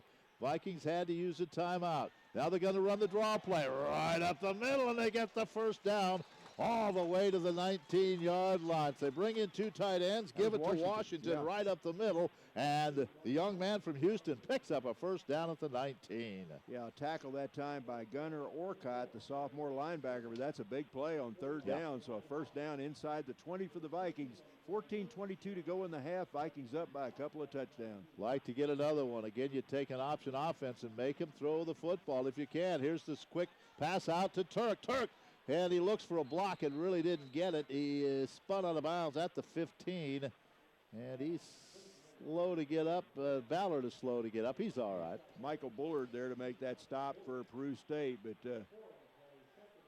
Turk, good quick move. He's got pretty quick feet, doesn't he, Ken? Yep. And it's 2nd down and 6. How would you like to have these 3 on your track team? Ballard, Turk, and Johnson all lined up to the right side. And you be the 4th man. Here's the throw to the other side, and they go to Stenard, who makes the catch, keeps a foot in bounds, and it's a first down at the 9. And I'm telling you, Dorian Stenard last year had all the talent in the world and just really had the drops a lot of the times, and this year he has just been sensational with those type of catches. The Vikings don't have one big play receiver. They've got 2, 3, or 4 big play receivers. They really do. Blaze Holzer said it's a fun group to work with. Right up the middle is Washington. Powers his way to the 5-yard line, and he'll be stopped there, but that's a nice first down gain on 1st and goal from the 9. The ball is at the 5. The Vikings just rolling up the yardage here in the first half. Well, you know, Washington's run well, Hawkins ran well, Dahl ran well. That's kudos to that offensive line. They're really opening some nice running lanes and getting off the ball very quickly. Zavon Moore, Mike Davis, Sheldon Chisholm, Brendan Latham, Zach Gibson. The tight ends, Young and Anglin. 2nd goal, 5-yard line. And the Vikes will throw it over the middle. Again, it's Stenard touchdown, and for the 2nd time, same pass pattern, and he just beats the defender to the spot. And Dorian Stenard having quite an afternoon. His 2nd touchdown. He now has 5 on the year, and it's 20-0. Yeah, 3 very impressive drives for the Vikings, and this offense really moving the ball well. Had that turnover on the first series, and since that time it's been bang, bang, bang. And, you know, the play we turned it over was after about a 25-yard run. Sure was. So it has been quite a performance so far. Here's the extra point by Villanueva, and it's up, and it is good. And the Vikings rolling 21-0, 13:15 to go in the first half. We're in Marshall on the MVC campus on the Vikings Sports Network. Hi, this is Albert doing summer clearance event sale at Marshall Chrysler Jeep Dodge Ram. Whoa, boys, check out this 2015 Ram 2500 Crew Cab 4x4 diesel. Nicely equipped, stock number 15012, MSRP $50,020 after rebates and discount, $41,429. That's over $8,500 off. We have a great selection, and remember, the Marshall Chrysler family cares. We're the dealer after the sale, so please buckle up and drive safely.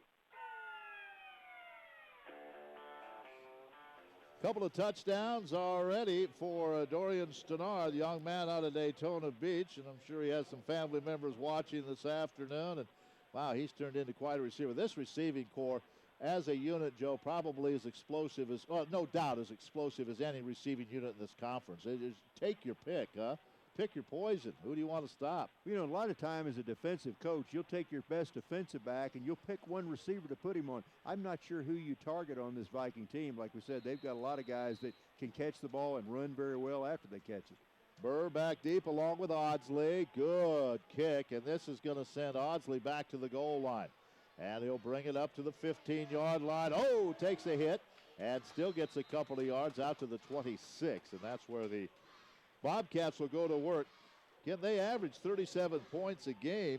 The Vikings defense gives up just 22 points. And, of course, we have one shutout already on the year. But let's see what the Viking defense can do. They have been stout all afternoon. Let's go back to that Mid-America game for a moment. Mid-Am, they must have said, all right, enough of that. What a win by Grayson, and they just put it to the Ravens today. Yeah, Benedictine, that loss last week to the Vikings had to hurt. Yeah. They led the entire game. Right. Missouri Valley never led in regulation. The Vikes' only lead was that the one that won it in overtime. Good time to lead. If you're going to lead once a game, that's a good time to do it. Big hit by Damian Wilson on that last kickoff. He didn't make the tackle, but a monster hit. First down. Let's see if they want to keep the option going in there. Going to be a sack as Audsley hit in the backfield. He could not get away. Yeah, that was Nate Higgins. Big Nate, the 6'4", 257-pound defensive lineman out of St. Louis. Nate got him down around the jersey, and he was going nowhere on that. So the big guy showed good quickness, good agility on that play. As we said, these Viking defense, they use so many players. It just, right now you have Desir in there. We talked about Higgins. None of these guys start, or the guys we just mentioned, but boy, they can all play. Third down, or second down in a bunch. And again, the ball is fumbled, and it is going to be Viking football. I think that's Higgins. I believe that's Nate. Big they got Nate. it. Yep. Nate Higgins, he tried to pick it up and run with it, fell down, but he's excited. There is a flag down back at the 30-yard line. They fumbled the snap. He's excited. Nate had a touchdown, but his left knee in the ground got in the way. Well, he's coming back out. This may be a penalty on the Vikings. Oh, wow. And negate that because the Desimone told Nate, get back out here. No, penalty's going to, I think, go on the Bobcats. Vikings will have the ball. You know, and a defensive lineman's dream, a chance to get a fumble and take it in for a score. And Nate Higgins also close that time of doing that, but just couldn't quite get his balance as he went to the ground about the 18-yard line. But a nice couple of plays by the big guys back to back. Yeah, nice little series there, didn't he? Yeah, Two plays, he made them both. Yep.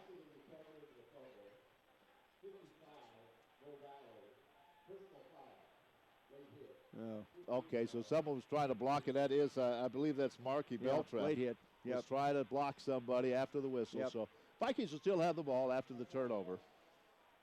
Going to move it back a little bit, but now they'll have to go. Probably going to move it back to about around the 35-yard line, I'm guessing. 21-0 Valley, 12:29 to go here in this first half. And they'll send this back to the 33-yard line. Middleton is going to be in at quarterback. Travis Middleton, he's had a nice year. 4 touchdown passes. And Jakari Johnson is the running back. How many different colors does Jakari have on his uniform? I see orange, pink, purple. He's got them all, and we can't miss him in that backfield, lined up at the 40. Middleton rolls to his right. He is turning the corner. He's going to throw it. It is incomplete as he was trying to get it to Anglin, and the ball went through his outstretched arms, and he took quite a shot from Briar, I believe it was Briar Burr. Pretty good throw that time by Middleton, but as you said, Anglin was belted the exact time the ball got there, so a nice defensive play that time by Peru. So 2nd down and 10, 12:21 to go in the half, 21-0 Missouri Valley. Middleton, his first series.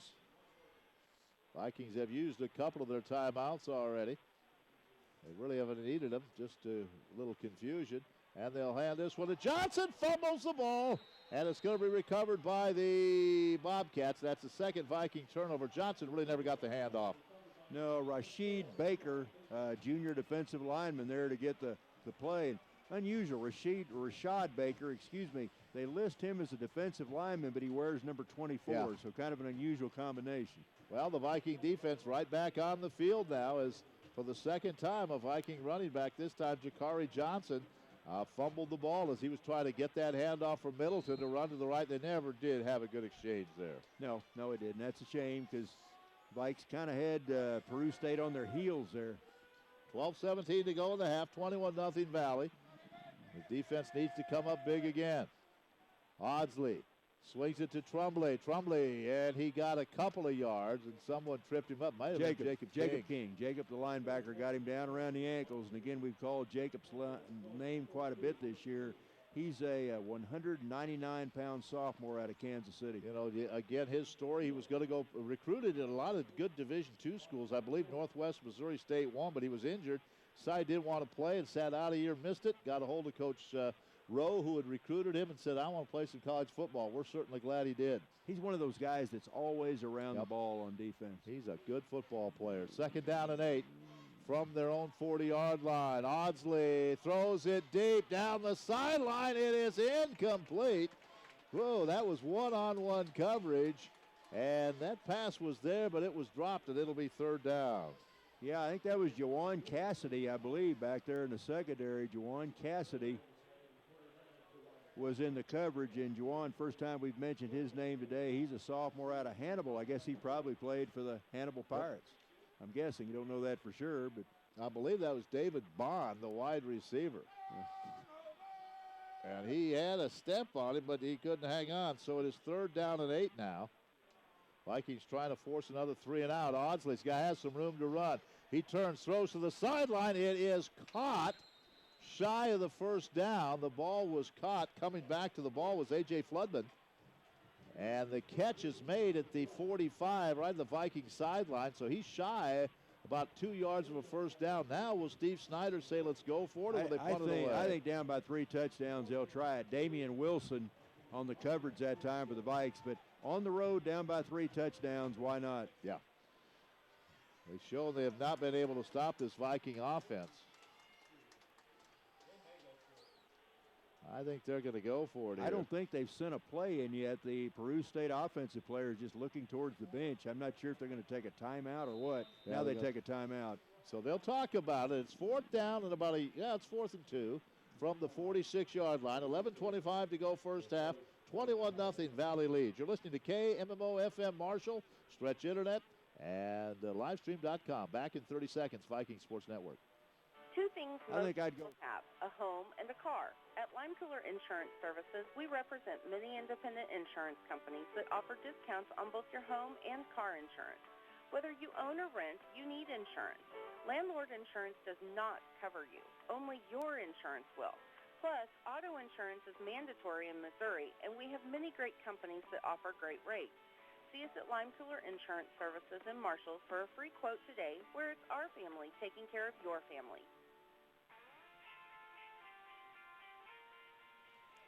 At halftime, we're going to talk rodeo. Yep, the MVC Stampede is next Thursday, Friday, and Saturday, Saline County Fairgrounds, so we'll talk about that. And also, we're going to talk about the Student Success Center at Missouri Valley College. So those will be our halftime visits for you. You talk about that rodeo. You ever go out and try to ride one of those wild bulls? Or no, not? thank you. No, they haven't invited you out for a test drive yet, huh? Now the Vikings take a timeout as they see what the Bobcats are going to do. Valley's out of timeouts in the half. No, we've had some of those Cowgirls and Cowboys as students, and they'll come in and they'll have some kind of a brace on, maybe a dislocated shoulder, broken arm, and that's just kind of part of their sport. Away they go. I think nothing of it. I think one of those mechanical bulls is more than I can. Yeah, handle. that's more than I want to do anything with right now. But that's a great event. Yeah. Saline County Fairgrounds next Thursday, Friday, and Saturday, 7 o'clock in the evening each performance. And I'll tell you, Ken, Missouri Valley has one of the premier rodeo programs in the nation, I would say.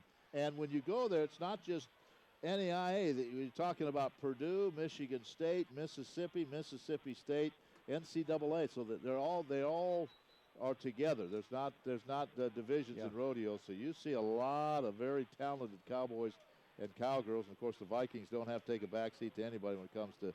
I remember one girl that you and I both had in class a few years ago, Katie Kimball, who was a mass comm major, also an outstanding rodeo competitor. She's still in the rodeo business. 4th down and 2 from the 46. They want to throw, and they've got a man wide open. To the 40-yard line is Trumbley. He's to the 20, to the 10, touchdown. The Vikings sell out on the run, and they back away and throw it to Trumbley out of the end zone, and he takes it 52 yards for a score. And guess what? This Peru team is back in this game. Yeah, a great call that time by Coach Steve Snyder, the head coach of Peru State. I think everybody in the place thought it was going to be a run, and Ausley rolled out, and Trumbley had a blocker ahead of him, and clear sailing ahead, and he sprinted to the end zone. So that's exactly what the Bobcats needed. And now they will attempt the extra point as Conway. That's 52 yards. The pass, about a 3-yard pass and a 52-yard run, and everybody in the secondary sold out on the run. He was wide open. Conway will attempt the extra point. Ball is down. Kick is on the way. It's up, and it is good. And Conway is now 14 out of 15 on the season. So, a little life for Peru after the fumble, remember, that turned into points. 11:16 to go in this first half. 21-7. Valley with a lead. Back in a moment. Viking Sports Network. Save energy and money at La Crosse Lumber in Marshall with Owens Corning Arctic Cat Expanding Insulation System. Featuring blown-in pink fiberglass insulation, with Owens Corning, pink is green. Their insulation is eco-friendly, and La Crosse Lumber will let you use their machine for free. It will blow 1,000 square feet per hour. Owens Corning Arctic Cat Insulation. Bring in your measurements and get a free estimate today. It's only $35.95 per bag, and veterans get an additional 10% off. La Crosse Lumber, 152 West Morgan Street in Marshall. Well, believe it or not, it'll be homecoming in a few weeks. And if you're listening and in the area and you want to be a part of it, reserve a spot for your organization, you can contact the student services, and they'll take care of you as far as getting a parade. You used to love those parades when you were in politics, didn't you? Hey, I love to pass out candy to the little kids, and stayed in pretty good shape walking those long routes. They were fun. So that's contact student services if you want to get involved in that. Here's the kick. Wow, he and nailed that one. Jakari Johnson watches this one go in and out of the end zone. So good job by Connery. So the Vikings will start at the 25-yard line, and let's see if they can't drive down the field. Boy, Joe, you led a team back in the game. The Vikings really did have this team on the ropes. And then the fumble, miss exchange, and all of a sudden, it's a football game again. Yeah, it's a 2-touchdown exchange. I mean, you're thinking we've got all the momentum, a chance to go up by 4 touchdowns, and now that we turn it over, they score, and it's a 2-touchdown game. So need to get get the offense going again. Looks like Middleton will be back in at the quarterback, and the man of many colors, Jakari Johnson, with red, with pink, orange, yellow. I mean, he's the running back. He dressed in the dark, didn't know what colors he's putting on. He just put it all on. First down, Middleton wants to throw. Look out, he's hit. Ball is loose, and it's picked up by Jakari Johnson, and he gets it almost back to the line of scrimmage. Wow, Middleton took a shot from behind. The ball was rolling on the turf, and Johnson alertly picked it up and got back almost to the line of scrimmage. It'll be 2nd and 11. And Middleton holding his right wrist out there. He's a right-handed passer, but he grabbed his wrist that time, so you're right, he took a good shot, but good recovery by Jakari to get it back, at least where it's only a 1-yard loss, and we've got the ball. And got the ball. That's the key thing. 2nd down and 11. Let's see if Middleton's shaken up a little bit. Rushes on, flips it over the top. He gets it to Johnson. Johnson lowers his shoulder and gets across the 25 on the Viking side of the field. Out at about the 27. It'll be 3rd down and about 6. To tackle that play, Darius Finley bumps him out of bounds, but fairly good gain, 3rd. Vikes need to convert right here, because you kind of feel if Peru State can hold, they'll be picking up some momentum. 3rd down and 6. Have to get to the 35-yard line to pick up a 1st down. It's 21-7 Valley. We are at the 10:41 mark of the 1st half. Middleton trips to the right side, throws the bubble screen. It is caught, and they get the 1st down and more across the 40 to the 42-yard line. So needed about 6, got a lot more than that, and the catch was made by Adams, I believe. That is Aaron Adams on that bubble screen. Brian Burr and Justin Barnes there to make the stop. Nice block by Ricky Fuentes there. Fuentes made the block to spring Adams, because he would have gotten hit right at the line of scrimmage. So 1st down at the 42-yard line. They'll hand this one off to Johnson. Jakari gets to the 45. He's hit hard there, but it is a gain of about 4, and it should bring up 2nd down and 6 as the Vikings want to move that ball again. Boy, they have put some yards up against this Peru defense today. Stopped that time by Rashad Baker. He's the man that recovered the fumble not too long ago. 2nd and 6 from the 46-yard line. The Vikes own 46. Again, they send trips to the left side, and they'll swing it out of the backfield to Johnson. Johnson across midfield. Johnson with that speed is tripped up, but not before he gets to the Peru 44-yard line. That is yet another 1st down. Yeah, a little swing pass out that time to Jakari. The Vikes set that up very well. Pabin made the stop, but Jakari, good job of running after the catch and into Peru State territory down at about the 44-yard line. Vikes lead it 21-7. 9.5 minutes left to go in the half. 2 turnovers by the Vikings. The only thing that stopped them so far in this one. Play action. Over the middle. Catch is made. What a catch, and that's Stenard again. Oh, boy, has he become a big play receiver, and he's still down. Now he's back up. What a catch. He had to go up over Burr, and he made the catch. It was hit hard, but he held on. But the play may be coming back. I tell you, Dorian was fully extended that time. Went up high and got both hands up and made the grab, but what's the call? They say the ball hit the ground? Ball must have hit the ground. Boy, I thought he made the catch. Must be an incomplete pass. Thought he made the catch, but the ball hit the ground as he came down to the turf. So it is 2nd and 10. What an effort, Phil. Yeah, it was. Great play. That was an athletic play that you cannot coach right there. That's just something you can do or you can't do. 2nd down and 10. Middleton over the middle. Fuentes can't hang on. Ricky tried to run before he caught the ball that time. Would have had a 1st down at the 34-yard line, but it'll be 3rd down and 10. All right, guys, need to convert here. Don't want to give it back to them. Vikings, again, pretty much have abandoned the run on this drive. 9:17 to go in the 1st half. It's 21-7 Valley. You feel like they're in control of the game, but that score by Peru gives them some optimism. Middleton, his 2nd series at quarterback. Have to get to the 35 of the Bobcats for a 1st down to the 34, actually. Middleton takes off up the middle. He tries to get to the outside. He has got the 1st down as there was nothing there, and he has some wheels on him, and he goes to the Peru sideline. He picks up 11 1st down. He can run, can't he? Oh, he can. And there to bump him out of bounds was Tom Martig, freshman linebacker. But I'll tell you what, give the offensive line credit. They gave Middleton a lot of time. He checked the field over, could find nobody open that time, so Travis tucked the ball and ran and made the most out of it. Nice job by the line. Coming into this game, he had 103 yards rushing, so add 11 to that total. 124 on the year now. Junior college transfer out of the state of California. Play clock at 4, 3, 2 as Middleton takes the snap. Hands it to Johnson, running right side. Johnson spin move, gets to the sideline, hit hard there, and run out of bounds on the Peru sideline, the far side of the field, but another nice gain by the Vikings. Joe, when we run the football, There are some gaping holes. We've had very good success with that run, and those were the key, or that was the key to the first 2 Viking touchdowns. They moved the ball down the field twice, a lot of those plays via the running attack. This drive started at the 25. It's 2nd down and 3 from the Peru 27. Delvon Franklin in the backfield along with Johnson and Middleton. Out of the pistol, handed off to Johnson, running right, has the first down and skips out of bounds at the 20-yard line, or the 21-yard line. That'll be enough for another first down as Turk and Adams come back. Aaron Adams both check in, yep. Another first down for the Vikings. They'll bring Delvon Franklin out and also bring the tight end, Joe Young, out. They want to go to the trips to the 4 wide receiver set here. Johnson, the lone setback.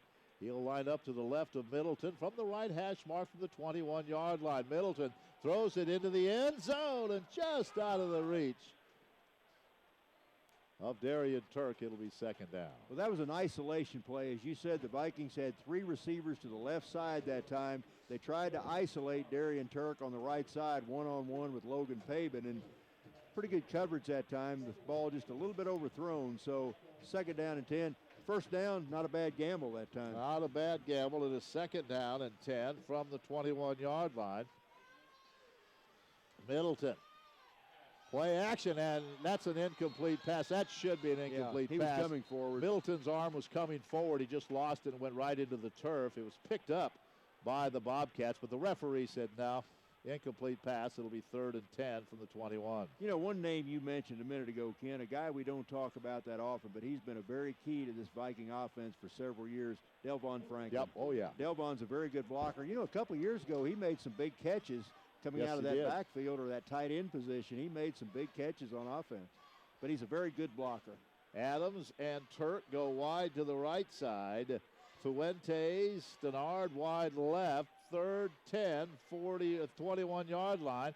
And Middleton's going to keep it and picks up 2. Well, you wanted to see if Villanueva could get a field goal. Here we go. That was that read option that time. Middleton opted to keep the ball, and Elijah Linevillis Hawkins there to make the stop. So now it's going to be, Villanueva is going to line up. This is going to be looks like about a 36-yard field goal attempt. So this should be well within his range. Villanueva 0 for 5, kicking this one from the right hash mark. Ball down, kick is on the way, got plenty of leg, and he missed it. Left, he's 0 for 6 now. Wow. And that starts to get in your head. Got to get that part of the game Got to get that out. figured out. He's 0 for 6. And that one went wide left from the right hash mark. So Peru says, all right, they drove down the field, a good 60 yards of offense, nothing to show for it. And, Joe, that's something that Desi Villanueva is going to have to get figured out, because if you're going to make a run toward a conference championship, you have to be able to kick especially the when field you've got goals. Baker. I can't remember his first name, but Clark. Their kicker. He's hit from the late 50s, deep in the 50s. He's a very potent kicker, as some of the other kickers in the conference. Well, here we go. Now the Bobcats feel like they have a little bit of momentum. And on first down, they throw it deep down the sideline. It's incomplete. Wow, they were going for it all and tried to get it down to A.J. Floodman. Pretty good coverage on the play. It'll be 2nd and 10. Terrence Hollins wide on the coverage. There was some bumping that time, but a good no call by the official. That pass was uncatchable. I mean, that ball was 10 yards behind everybody. Well, 2nd down and 10 as the Bobcats said, let's go give it a shot. 7:08 to go in the first half. KMMO FM, Stretch Internet, livestream.com. Well, need a stop here. As Peru State, you can feel they've got a little bit of momentum right now. They had the last score, and then they held the Vikings the last time. On 2nd down, Audsley keeps it, and he's wrapped up in the backfield. Desir, I believe, was the first one that got there. Jeff, a 289-pound sophomore, got both arms wrapped around Audsley in the backfield, and Jeff hailed from St. Charles, Missouri. So, nice play. And, boy, a couple of these big defensive linemen off the bench, Jeff Desir and Nate Higgins, have made some big plays this afternoon. But it's 3rd down and 12 from the 18-yard line. We're in the second quarter. It's 21-7 Valley. on family weekend. Audsley on third down, now works out of the shotgun. Surveys the field, and he's going to be sacked back at the 13-yard line. He took one look, and wow, Kyraton, Kilgore, you name it. If you were on the front line, they were there. Marky Beltram's in there. Suter was in on the play. I believe Zach Nunn was the first one to get in there. He hit him, and then Kyraton, Kilgore, and several others finished him off. But good pressure by the Vikings that time. That was a jailbreak almost. So back to punt it away again. Will be Connery standing at his own goal line. Good snap. Vikings come right up the middle, and boy, that was close. And now Johnson fields it on the bounce. Johnson brings it right up the middle, and he's hit hard at the Peru 49-yard line. Terrence Hollins-White almost got that punt. He was right up the middle. Yes, he was. He was right there, just about a foot short. So it is going to be first down for the Vikes at the 49-yard line of Peru. They lead 21-7, 5:39 to go in the half. Valley out of timeouts in this first half. Well, and it looks like Muriel's going to come back in at the quarterback spot for the Vikings. Elliott Hawkins will be the running back. They're the two that started the game for the Vikings. 5:39 left in the half, 21-7 Mo Valley. Well, let's see if we can go back and get that lead, get that 21-point lead here. Muriel, the freshman, they'll work out of the shotgun this time as he sends Hawkins to his left. Good job by the line. They throw it down into double coverage. Fuente goes up, makes the catch, breaks the tackle, stumbles inside the 10, down to the 9. There were two defenders there. Fuente just went up, took it away, and then stumbled forward to the 9-yard line, first and goal. You know, the Vikings did not throw the ball to Ricky Fuentes all that much, but he's a very good receiver. I remember last year in that playoff game up at Morningside, Iowa, I know he had one touchdown catch and probably 4 or 5 catches during the game. Ball is right at the 10, first and goal. Well, that didn't take long to cover 39 of those yards. First down for Valley from the goal from the 10. Muriel guns this one incomplete, trying to get it to Stenard. Wow, I don't know if he could have caught that had it gotten there. It's thrown so hard. Jordan Steffen on the coverage. It'll be second and goal from the 10. Yeah, and coming into the Vikings lineup at the tight end position, Joseph Young comes in. Also, Delvon Franklin into the Viking lineup. So second down and 10, or second goal rather, from the 10. Stenard goes wide to the left side. Turk in the slot that side. He's looking for his first touchdown of the day. And out of the pistol, Muriel takes the snap, turns, play action, rolls to his left. He's going to keep it. Throw it back in the end zone. Turk makes the catch. Oh, he takes a shot in the middle of the back, but he hangs on for the touchdown, and he's up, and he's all right. That's his 6th touchdown of the year. Talk about a quick play, a quick drive, a 3-play, 49-yard drive. So the Vikings open up that 3-touchdown lead once again. Wow. Take your picks. Denard, Fuentes, Johnson, Turk. They can all get it done. And this time, Darian Turk, his 6th touchdown of the year, his 5th receiving, and it's now 27-7.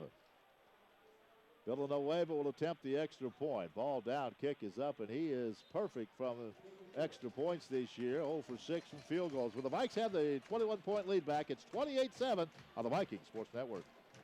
Need to expose cables, water, or gas lines, or other buried items. From that to clogged culverts to digging a precise hole and not disturb what's around the area, like landscaping. This is Randy England with L&R Construction. If you have any of these situations or more, have I got the machine for you? Vactron. Vactron works purely on water pressure and suction. We work for contractors, utilities, businesses, and homeowners. Call me at 631-4982. That's 631-4982. It's fast, accurate, and will save you money and cleanup. Well, on our live stream feed, we saw Darian Turk down on the sideline. His 5th touchdown. He, was with us on the pregame show. And, wow, is he ever a playmaker. And a couple of years ago when he was with his club, sat out last year. But, boy, it's good to have him back. Burr is back deep, along with Audsley. It's 27. Joe, that was a big drive. Well, and all 4 of the Viking touchdowns have come via the pass today. Here's the kick, and this is going to be short, and it's going to be taken by Burr at the 10. Works to his left, to the 15. Tries to get by Battle, and the others grab him and finally get him down, but not before he gets out to the 27-yard line. First down for the Bobcats, who trail 28-7. And they've got a good crowd across the way, the Bobcats do. Joe, I thought this was a nice touch. We received an email on campus that I believe over behind the Malcolm Center, after the game, they asked people not to park there because the Peru Bobcat boosters were going to prepare a meal for their team. I wonder if we can sneak in. But that's a nice touch for their players after a long road trip. And you think they'd notice if we'd sneak in? I don't know if we can, but I will say we have done that before. You know, every time we go to Peru, we have wonderful reception in basketball and football. We enjoy it there. First down, not much of a gain. It'll be second down, and let's call it 9. You know, not much of a gain. And I've got to say, Ken, I think we've been treated pretty well everywhere we go in this conference. I mean, everybody likes to beat everybody else, but it seems like there's a pretty good common bond of respect across the conference. No question about it. Second down and 8, just a gain of 2. The ball at the 30-yard line, 4:30 to go, and down by 21 points. Let's see what the Bobcats want to do. They've got plenty of time to drive downfield and score if they choose to stay with their regular offense here. Audsley under center, sends Trombley in motion, and will keep it. And he breaks free, and he's going to take it all the way. He's to the 40, to the 30, to the 20, to the 10, and he's pulled down from behind by Desimone at the 4-yard line. He turned the left side, and boy, the race was on, and Desimone tracked him down, but it's first and goal at the 5. And I tell you what, there was some speed from a quarterback right there. You don't see too many quarterbacks with that open field speed that Tyler Audsley demonstrated. But boy, he made a big pass play to get that first touchdown. Now a big run to put Peru State in position inside the 10-yard line with just under 4 minutes left to play in the first half. Well, they say that he stepped out at the 8. But, boy, what a job by Desimone to track him down. Yeah, no quitting. There were 2 or 3 other Vikings right behind, too, so the Vikings not about to give up that touchdown without a fight that time. Well, here come the Bobcats. They're coming right back. First down at the 8-yard line. Trombley lined up in the backfield on first and goal from the 8-yard line. Audsley will hand it off to his fullback, who gets to the 6. That is Eric Morrison-Smith. And it'll be second and goal from there. Clock moving. 3 minutes to go, first half. Ricky Williams and Jonathan Battle on the stop for the Vikings that time. So very short gain. Gain of about 2 on the play. Second and goal from just outside the 5, like you said, about the 6-yard line. Vikings would love a stop here. Well, if we hold them to 3, that would be that'd be a moral victory right there. Eric Osborne, one of the tight ends. They have both tight ends in the game. Andrew Robinson and Eric Osborne. It is second and goal from the 6. And they'll run the pitch to Trombley. Tries to get to the outside. The Vikings get him right at the line. Oh, did they have that pursued perfectly. Battle was there. Beltram, I see some other Vikings there as well. It's third down. The only guy that wasn't on the play, Desimone wasn't on the play, and Desimone wasn't on the play, and Cedric O'Hara, they were on this other side of the field. But I think everybody else was right there at the point of contact that time. Dedrick Allen was another one there, number 49. So it's third and goal now from the 7. Tyler Audsley from the left hash mark. They'll stay in their option set. Send Trombley in motion. Audsley wants to throw back of the end zone. It is caught for a touchdown. Again, when you think the Vikings are they're going to run the ball, they throw it to Aaron Robinson, and Andrew Robinson makes the catch. And what a drive late in the half by the Bobcats.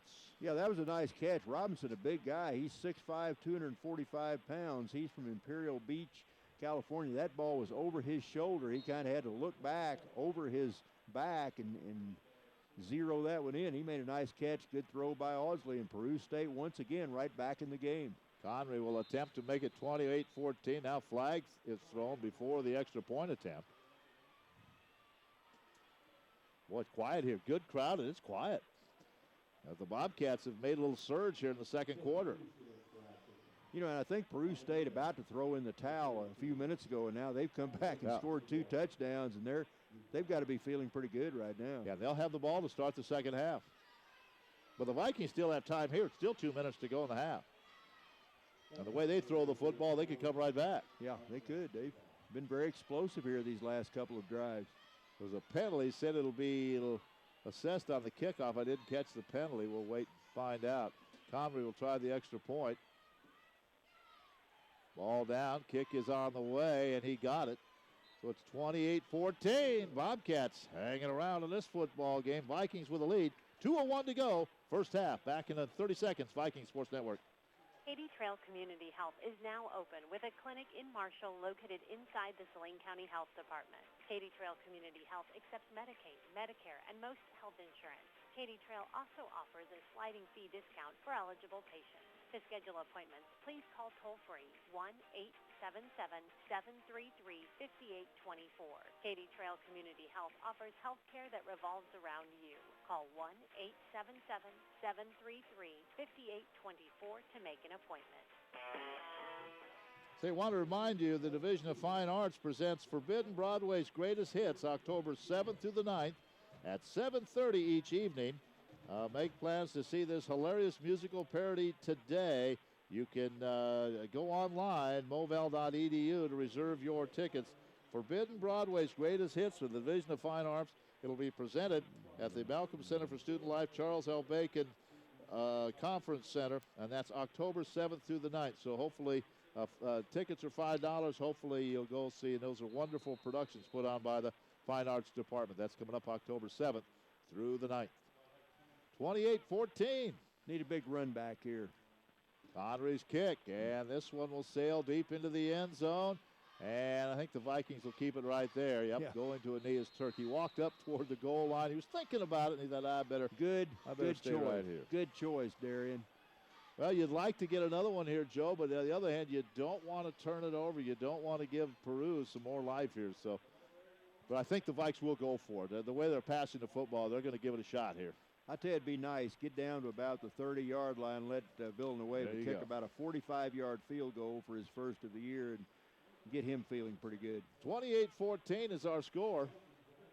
The Vikings have been in control with the lead, but this Bobcat team not going away. Big run by Audsley, big pass play, and then the touchdown pass to Robinson for their two scores. First down at the 25-yard line. Trips to the right side for the Vikings. Muriel back in at quarterback. Joe's had a big afternoon so far. Takes the snap. Looks for the bubble screen. Now he's going to look downfield and throws it out of the backfield, and that's going to be a gain for Daw across the 25 out to about the 27. There wasn't much there, but he did get a few yards. There was just nothing open downfield. No, there really wasn't. Darius Finley there to make the stop for Peru State, but short gain on first down. 1:52 left to play in the half. And he did go out of bounds. That stops the clock. Well, you don't want to give this Peru team the ball with much time if indeed they give it back to him. Muriel on second down, backpedals, line hold, throws it sideline. Another big catch by Stenard. That ball was thrown high. Stenard on the Vikings sideline went up, grabbed it, and then stepped out of bounds. First down, 44-yard line. Yeah, and that's probably, I'm not sure. I know Stenard has 2 touchdown catches. He's probably got 5 or 6 catches here in the first half. He has been a handful all afternoon. First down, 44-yard line. Now the Vikings are in business. They can go to work here. Muriel hands it off. Right up the middle goes Nigel Daw. Nigel protecting that football. Gets down to the 44-yard line of the Bobcats. A gain of 12 and a first down. And it's going to be very interesting to see how many rushing yards the Vikes have in the first half. Another good running play right there. So that running game has been very kind to Missouri Valley this afternoon. Vikings now work out of the shotgun on first down as Muriel takes the snap. Throws in traffic. And the catch is made by Johnson. Wow, there were 2 or 3 defenders there. Somehow Johnson made the catch for an 8-yard gain. I'm not sure that ball was not tipped at the line of scrimmage. It looked to me like somebody got a hand on it right at the line of scrimmage, and it just kind of floated out there, but good concentration by Jakari Johnson. Second down and 2. Muriel low snap. Looks. Going to take off with it. Shovel pass. Gets it to Daw. Daw has the first down at the 31. Little underhand pass, but that does work for a first down. They'll stop the clock to move the chains with 1:03 to go. Remember, Valley out of timeouts. Good job by Joe Muriel and Nigel Dahl that time of making a little something out of nothing and picking up that first down. First down at the 31-yard line of Peru, and now I think the Bobcats are going to take a defensive timeout. 1:03 to go in this first half. Valley up 28-14, driving again. Can they get into the end zone? We're about to find out. We're back in 30 seconds. Viking Sports Network. I mean, we've had some yards. There are a lot of reasons why Chevrolet is the most awarded car company of the year, and there's never been a better time for you to see for yourself. Come in and see Eddie, Karen, or Rick at John Rector Motors and take a test drive in today's new Chevy. I know you'll be impressed.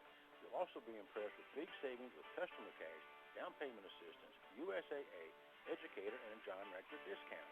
It's time to think Chevrolet, so find new roads at John Rector Motors in Marshall. Well, next week we're on the road. We'll be in Des Moines at Grandview. It's a noon start. We'll be on the air at 11:30. Joe, we'll have to figure out how to get to Des Moines and where Grandview is located. It'll be our first trip, so it'll be fun. Fun to see. We talk about we've been treated well in the conference. The only time we have it is that time we had to climb that rickety ladder up at Mid-America. Mid-America Nazarene. That old ladder was kind of swinging and hanging, and I'm glad you went first to test it out. Well, we don't play there anymore. They play at the public stadium. Okay, it's first down. And here's the throw down the sideline. There's a lot of contact. They're going to rule it incidental contact. Stenard was bumped. Yeah. But there were 3 defenders there, so it's second down and 10. Not a bad decision by Muriel to throw that one away. That really. pass would have been totally uncatchable. So, I mean, that'd have been a bad call if he'd called that pass interference. Under a minute to play, though, so the Vikings would like to get one more on the board here before halftime. Again, we're going to talk MVC Stampede. And Randy Belt will have that interview for us. Then we're going to talk about the Student Success Center at the MVC campus. That's all coming up at the half. But let's get another score here. Second down and 10 from the 31-yard line. Out of the pistol, right hash mark. Muriel takes the snap, backpedals. Now they throw it to the sideline. It's incomplete. And I think the Vikes the Vikes definitely didn't get called. Look at that. They had 2 or 3 linemen way downfield. Yeah. And I didn't see a flag. The Vikes got away with that one. As it looked, that was Mike Davis was way down at the 25-yard line. Coach, I'm open. But wow. Good protection that time by the offensive line, but the ball was intended for Jacoby Bellard, and Jacoby had his back to the quarterback. So well, they're fortunate it's not a penalty because that Davis was down at the 20-yard line. So it's third down, and all the linemen just stopped. They were not going to let him run that little swing pass out of the backfield. So third down and 10.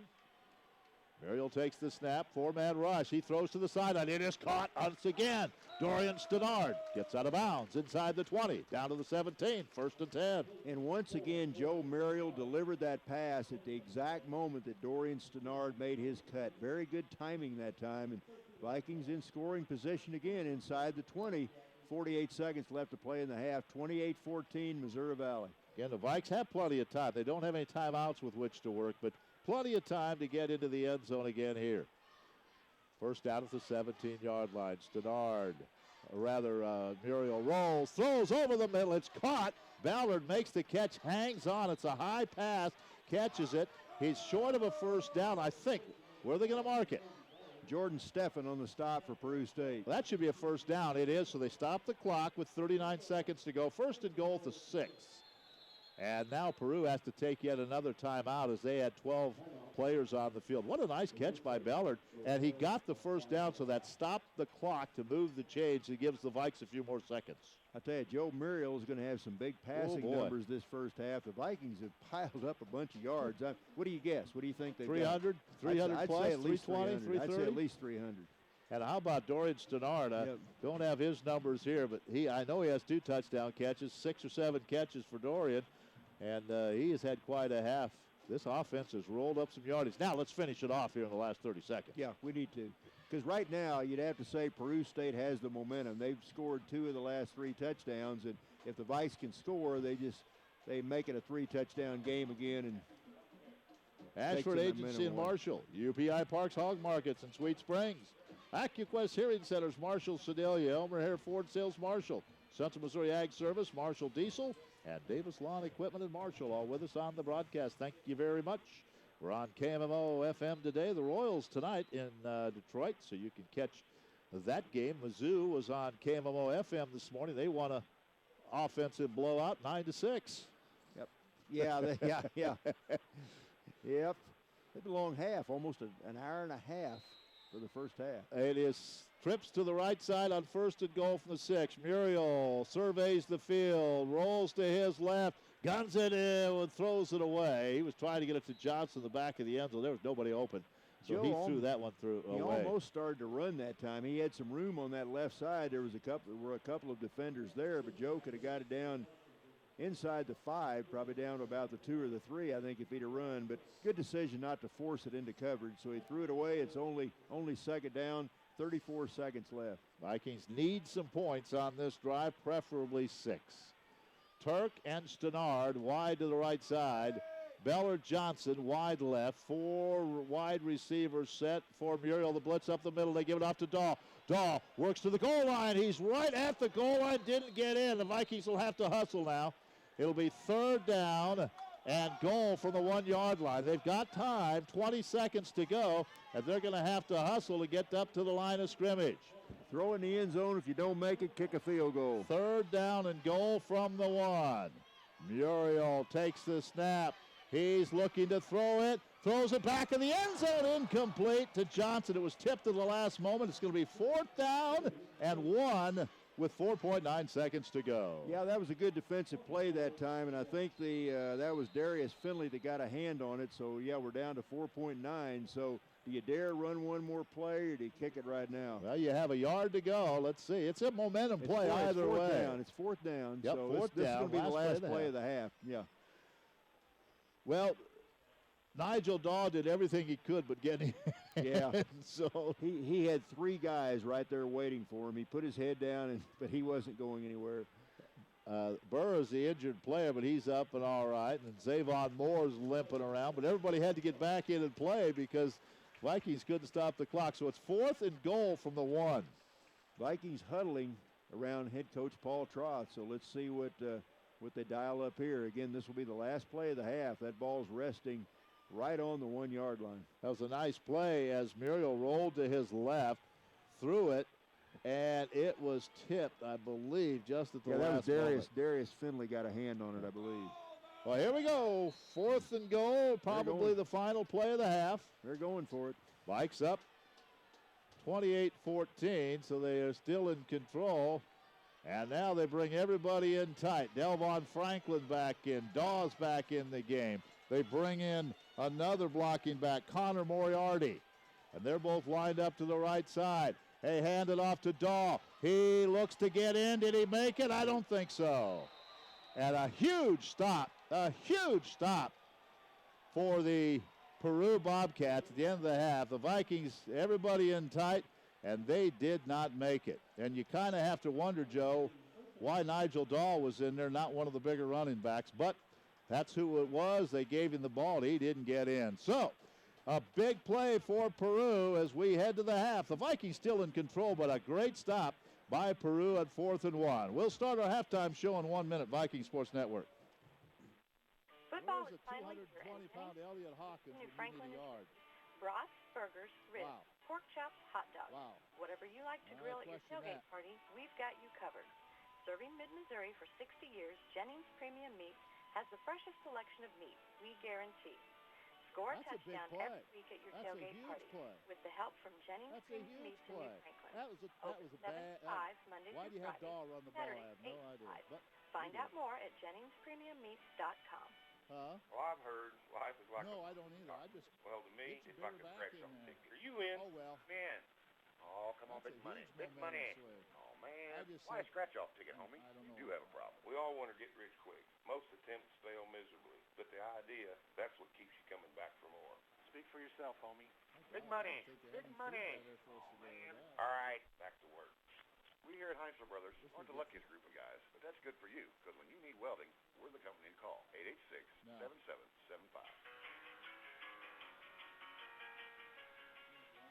Well, the Vikings came close to getting that 21-point lead back, but give the Bobcats a lot of credit. They stuffed it right up the middle, and Daw had nowhere to go, and all of a sudden it is a 28-14 game. Peru gets the ball to start the second half.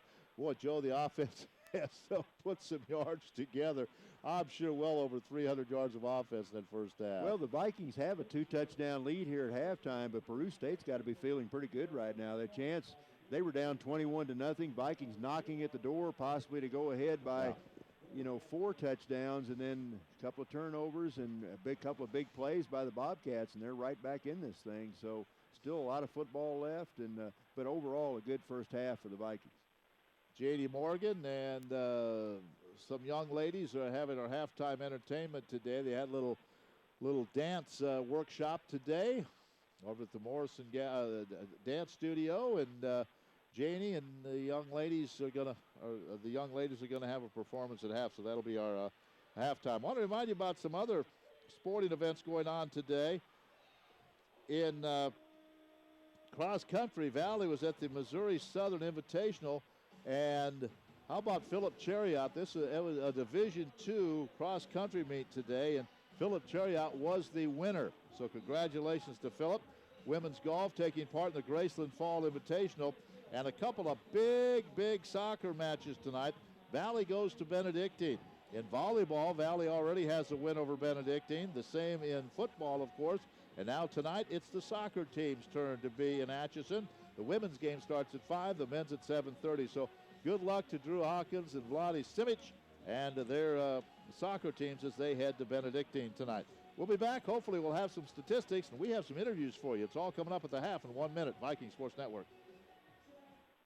Childhood obesity has more than doubled in children and quadrupled in adolescents in the past 30 years. September is National Childhood Obesity Awareness Month. The Live-Well Centers of Waverly and Concordia encourage you to help your children eat healthily and stay active. They also encourage parents to routinely measure your child's height, weight, and body mass index, as well as schedule routine doctor visits. To learn more or for a primary care appointment in Waverly, call 493-2262 or Concordia, call 463-0234. Talking to me about some 0% interest. Wow, you can still get 0% for 72 months till the end of the month on most new Ford models. Hi, I'm Matt Hare at Elmer Hare Ford. You'll love your new 2015 Ford with 0% interest for 72 months on most new Ford models, even trucks. If you're loving 0% interest for 72 months, throw in an additional $1,250 in customer cash from Ford Motor Credit on a new Ford Fusion or new Ford Focus. Put a new Ford in your driveway and money in your pocket. Elmer Hare Ford sales in Marshall, where you get a hair better deal every time. Well, the Vikings lead the conference in total yards per game, picking up 491 yards a game. And, Joe, they're almost there at the half. The Vikings, take a guess, folks. We'll wait 5 seconds. Let you people out in the radio audience guess. If you say 300, it's way too low. 4, 5. Time's up. 449 yards of total offense for the Vikings, 142 on the ground, 307 through the air. What a half for quarterback Joe Muriel. 21 out of 32, 279 yards and 4 touchdowns. Looking at the receiving, Dorian Stennard caught 6 for 76 yards, but 1, 2, 3, 4, 5, 6, 7, 8 different Vikings caught passes during that first half. On the ground, rushing for the Vikings, Nigel Dahl, the leading rusher, with 45 yards on 3 carries. Elliott Hawkins carried it 3 times for 32. Martin Washington 3 times for 23. So good first half. 449 yards of offense. What did you say Stennard had? He had how many catches? Stennard had 6 catches for 76 yards and 2 touchdowns. 2 touchdowns. So quite a performance by the Vikings. But again, Peru right in this ball game, down by only 14, 28-14, and they'll get the ball to start the second half. We'll be back. We have a couple of interviews for you. We're going to talk about the MVC Stampede and also talk about the Student Success Center. That's coming up in 1 minute. Viking Sports Network. Many of you may know Gieselman Trucking and Quarter for our grain trailers and nationwide haulings. But did you know we haul lime, fertilizer, sand, gravel, and livestock too?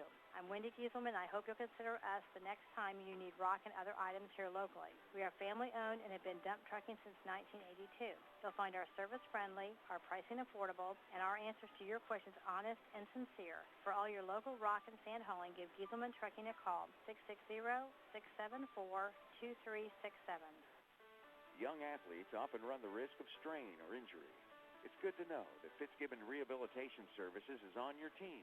Fitzgibbon Rehabilitation Services provides outpatient physical therapy, many highly specialized certified techniques, designed to put athletes back at the top of their game. So when your doctor prescribes outpatient physical therapy, remember Fitzgibbon Rehabilitation Services is close by for adult, pediatric, and athletic physical rehabilitation. Learn more at fitzgibbon.org. I'm here with two contestants from the Missouri Valley College Rodeo team, Casey Littrell and Casey Dean. Casey Littrell, where are you from? I am from Raymond, Illinois. And what events do you compete in? Calf rope, king rope, and sea wrestling. And Casey Dean, where are you from, and what events do you compete in? I am from Corden, Indiana, and I compete in barrel racing and team open. So you guys are getting ready for your Viking Stampede coming up September 24th, 25th, and 26th. How have you been preparing for the event? The whole team has been practicing. We're all working really hard at getting better at competing and stuff. And these next few weeks, we're going to be setting up for the rodeo. We're going to be putting up the arena and hanging banners and just trying to promote all we can and work hard to make sure it all goes well. And we all are very proud of the home rodeo. So. Casey Dean, how have you been preparing for the rodeo? Well, I have been practicing a lot, especially in our new arena. I hope to rope sharp and keep the barrels up this year. And Casey Littrell, what can you tell me about working under Coach Mason or competing under Coach Mason? Coach Kim Mason's just a great guy. He'd do anything for you, and he's always working hard for everyone on the team, and he's just good leader. He's always motivated, and he keeps me motivated for one, and I know he's really good help to everybody else. And you guys have just got your new arena, thanks to Coach, and sponsors and all that. What can you tell me about the new arena? How has it helped you? How have you been utilizing your new pen? Well, we all have a set schedule of what events go on, and it's helped us a lot. We get out of the rain and the elements. We're able to do all the events in there, and it's been great. So that way, each and every one of us can practice and get the most out of it. And how often do you guys get to practice for your events or for the rodeo? Every day. We can be there day or night. Whenever we decide we want to practice, bring the steers up, we can. And you guys are having a kind of like an opening ceremony, ribbon cutting, rope cutting for the new arena. What kind of events can we expect to see at the rope cutting? You're going to be able to see all the events in rodeo. You're going to have a few girls break weighing some calves, a few guys are going to tie down some calves. You're going to have a few people team rope steers, and you're going to see some guys bulldogging, throwing steers in the ground, and you're going to see girls go tying and running barrels, and hopefully we can buck some bulls and buck some horses and put on a pretty good show for you guys. Well, it sounds like it's going to be an exciting event. If anyone's interested in going to the rope cutting event, I believe they're going to have a speaker. Also, the events that Casey had just named for us, it's going to be Monday the 21st from 5 to 7 at night at the rodeo barn, and you can just go out and support your Vikings, the regional champs and third in the nation. I think they deserve all of the credit that they are getting for this year from all of their sponsors. Thanks a lot, you guys, for coming in. That was Casey Dean and Casey Littrell from the rodeo team. I am Randy Beck for KMBC. At halftime of the football game, we're going to turn our attention to the Student Success Office, the Student Success Center at Missouri Valley College. And Debbie Coleman joins me. Paul Harmon's with us, and Ralitza Gaspanova as well. But Deb, let's start with you. You are the Director of Student Success. Tell me a little bit about the program. Well, as the name of the office suggests, we're here to ensure that students are successful. We monitor lots of different programs such as disability services, career services, international student services, and the BLOSSA program.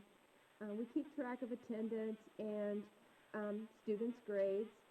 A lot of times students just come in here because they're having issues with something, homesick or things like that, and we decide if they need to go maybe talk to the school counselor or just need to talk to anyone. That's basically the things that we do in here. What's the main goal? If I could ask you, what's the main goal of this office? What would you tell me? To keep students here from the time they get here to persist to graduation. If they come in, and we also counsel them if they're thinking about leaving to see if there's somewhere else they can go in another office to get help, or if there's something we can do to fix the problem that is causing them to want to leave. I know with retention, and even the meetings I've been in or heard about retention, if we can engage the students, keep them here for a year or two, you have a very good success rate after that, correct? That's right. And we also coordinated the freshman orientation weekend, and we tried to make it something that got all the students involved and got to know each other and feel more comfortable here on campus. Tell me a little bit about the freshman program. I know you have mentors, and we actually have a class just for the freshmen. We do. It's called Seminar, and they meet once a week, and we talk about things in there that will help acclimate them to college, to let them be aware of some of the programs we use here at Missouri Valley, things that are common to all college students, that time management and study skills and things like that they might need to know about to be successful. All right, Paul Harmon is one of the student success counselors. And Paul, take me through the process of a typical, maybe not a typical day, I don't think you have any of those, but when a student walks into your office, so what are some of the problems they usually have, and what type of help do you try to give them? Well, this year, or this time of the year, being the fourth week of the school semester, a lot of it's going to come down to time management. You know, a lot of the students have gotten here on campus, they're starting to get used to everything, and they really don't know, how do I get used to, in high school I had that 8 to 5, I knew where everything would be planned out. Now it's, okay, I have a class on Tuesday, Thursday, but maybe 1 or 2 classes on Monday, Wednesday, Friday. When do I do my studying and things like that? So we'll sit down, we'll go over, how do you plan out studying? How do you also work on your practices? And, how do you go see the tutors? So a lot of it's just sitting down and figuring that out. We have a sheet we work with them on. But also to make sure that they understand the expectations of the professors and everything, because they're starting to get those homework assignments that, are going to be more than just a 1 or 2 page, answer a few questions. It's going to be a 3 or 4 page assignment. How do we focus on that? What do we need to do, and what steps do we need to take to make sure we are able to meet those expectations? I know you also work with the instructors and professors because you ask them to fill out forms as well, so you can continue to track the progress of some of these students, don't you? Yeah, I mean, we have a few things set in place to make sure that we're able to help these students out. Professors, small class sizes and things like that. They're able to get that one-on-one time, so the professors are able to maybe talk to them, and they send an alert to us. We have an early alert system, so if they're struggling in certain classes, the professors are able to let us know. And also we send out academic progress reports, so if there's a student, maybe we have questions about it, things like that, we're able to send those to the professors, and they're able to fill those out and send them back. And it's something that we really, depend on, the involvement from the faculty members. Relitza Gaspanova, also student success counselor, but Relitza also Blosser academic coordinator. Tell me a little about the Blosser program. We've heard about it. What exactly is it? Thanks to the Blosser program, we're able to accept students that normally wouldn't have all the criteria to be students here. And so we usually accept between 20 and 25 students that are good athletes, and some of them are involved in other things on campus as well. And what we do for them is we provide a structured learning environment. We make sure that whatever they have lacked in high school as study skills, math, English, anything that can be a problem from here on for them, we're trying to provide that first year. So they're pretty much a group of students housed out at the Blosser House. And we provide, they can expect to be taking part in weekly in-house study sessions, weekly study sessions in the Learning Center, and I monitor their attendance and grades every couple of weeks to make sure that they're staying on track. If they have any problems, they come to me, and we talk about, how we can resolve this. As Paul said, we talk about time management and, what are the things that are different from high school. Most of the kids I work with in the Blosser program are first generation, just as the rest of our population. And so they don't have necessarily the help at home, how to deal academically and emotionally with the new, the new step in what they're trying to do with their lives. And so just what we do for all our students, the difference with the Blosser program is that We do make sure that they have all these services provided right there and then, and kind of really not forced on them, but we want to make sure that they, attend those study hall. I keep track of who's going, who's not going. The coaches are great. We keep in touch, and most of them are players that we hope to see on the field in the future.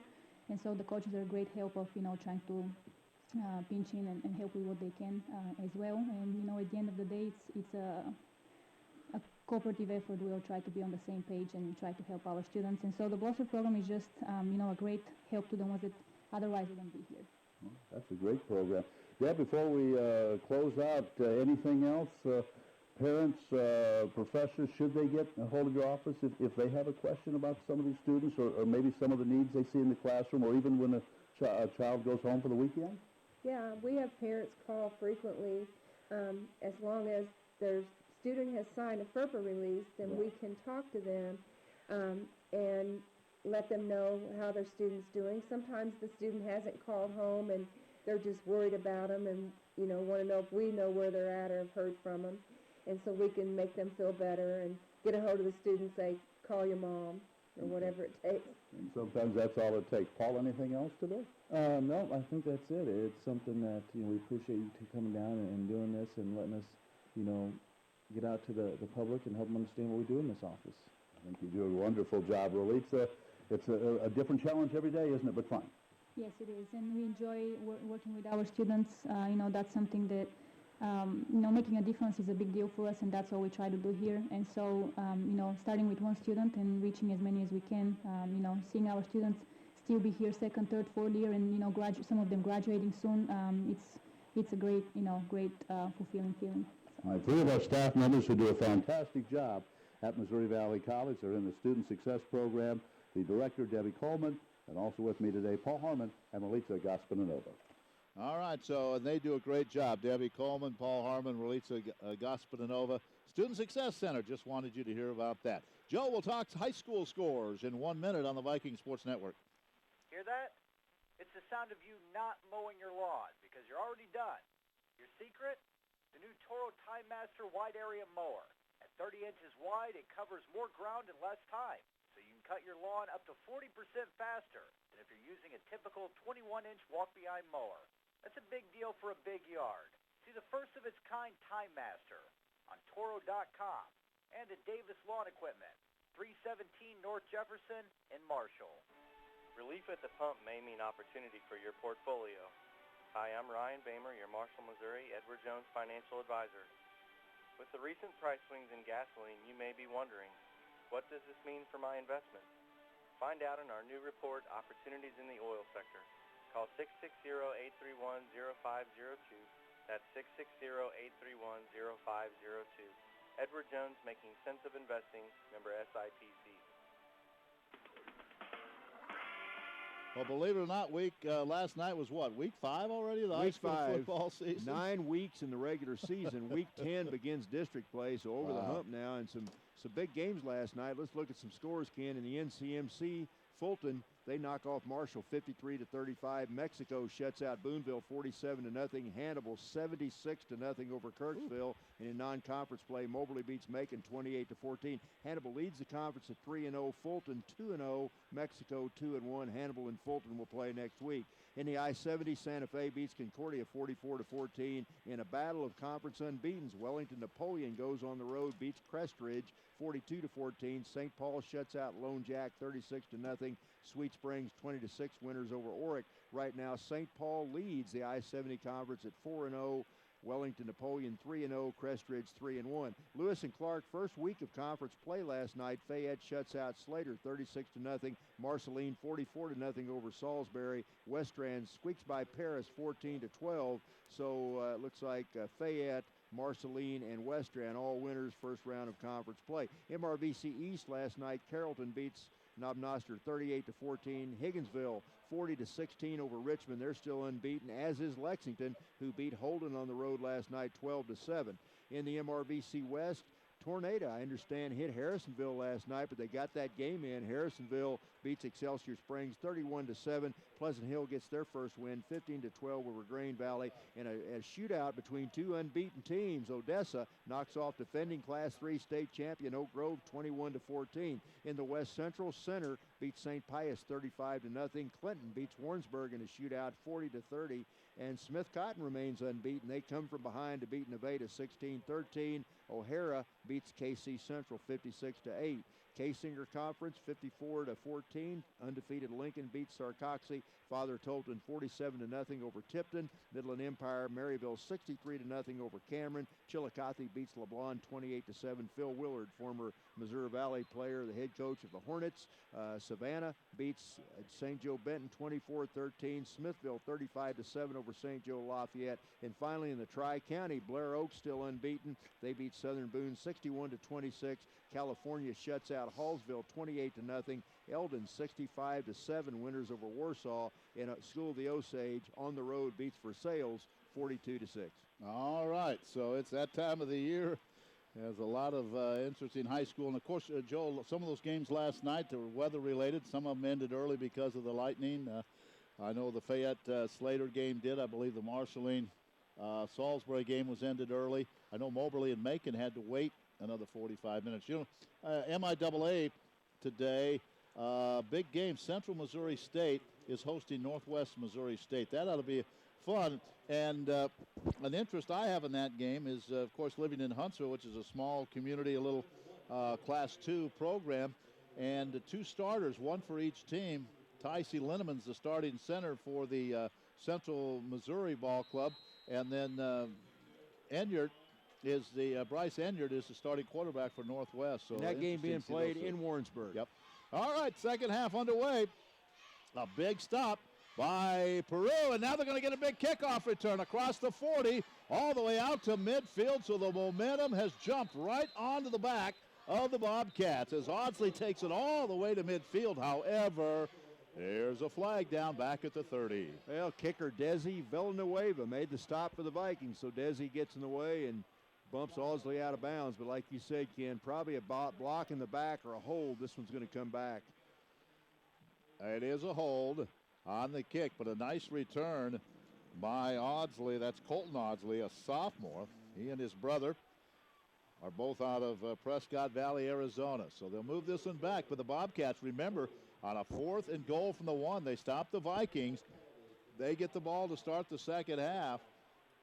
Well, the Viking defense completely controlled the Peru State offense for most of the first half. But the Peru State had those two big scoring plays. But Vikes need to regain that edge on defense here to start the second half. Ball is back at the 21-yard line after the penalty. Tyler Audsley doing a nice job running the show. He had a big run in the first half. But the Valley with 449 yards of offense in that first half. First down. And they will keep it on the ground to the fullback. And Morrison Smith has had a rough time of it all afternoon. No gain on that play. It'll be second down and 10. Well, that's a part of that triple option you try to establish, but the Vikes have given up very few yards on that fullback option so far. Where they've been successful, Joe, on a couple of their big plays, if they draw those defensive backs in to play the run and then throw it over the top. So let's see what adjustments Monty Rowe made at the break. Don't think this team likes to throw, but again, as you said, they've had very good success, so you might see them open that offense up more this second half. Second down and 10 from the 21-yard line. Audsley keeps it, pitches it. Oh, man, and there was a nice tackle by Desimone. He doesn't make the tackle on James Sluka. He has some room to run, but Desimone made an excellent one-on-one tackle. Yeah, those two guys were out there on an island, out there one-on-one, and Nate got down around the ankles and brought him down. But he had clear sailing down that right sideline if Desimone hadn't made that stop. So big third down play right here, 3rd and 8. If Vikes can hold right now, they should get the ball back with pretty good field position. Jonathan Battle in that defensive backfield. We mentioned Desimone. Kobe Lowe's back there as well. And so is Terrence Hollins-White on 3rd down and 8. Vikings with a 3-man rush. They're going to keep it on the ground anyway. And Didn't fool the Vikings. There it is once again, big number 49, Dedrick Allen. And Dedrick, boy, really has been one of the defensive surprises, I think, on that defensive line. He read that little inside reverse handoff and made the stop right in the hole. So nice stand to start the second half by this Viking defense. Morrison Smith, they tried to fool the Vikings. It didn't work, so they'll punt it away again. Connery back to punt. Let's see if we can't get Jakari Johnson loose. He stands back at his own 30. Low snap, rushes on. A wobbly punt that goes toward the sideline of the Bobcats, and the Vikings will stay away from it, and it'll roll to the 34-yard line, so Valley will take over at their own 34. Good start for the second half. The defense did the job of 3 and out. Yeah, really did, and that's good to see, and regain a little bit of control of that line of scrimmage. Now let's see if the Viking offense can take up where they left off in the first half. 449 yards of total offense, 307 of those yards through the air. Unbelievable. And it's a 28-14 lead. The Vikings still have a game on their hands with all that offense. Looks like Nigel. Is that Nigel the runner? Is that Hawk? That's Hawkins, I think. I'm not sure. Maybe it's Washington. It's Washington again. Martin starts, I can't see the other two. I can see the first two, but that's what Washington starts as a running back. Martin Washington. First down at the 34-yard line. Muriel to the quarterback. And he'll hand it off to Washington, who fumbles the ball, and Peru has it. Oh, my. The third fumble for the Vikings, and this could be a costly one. Wow.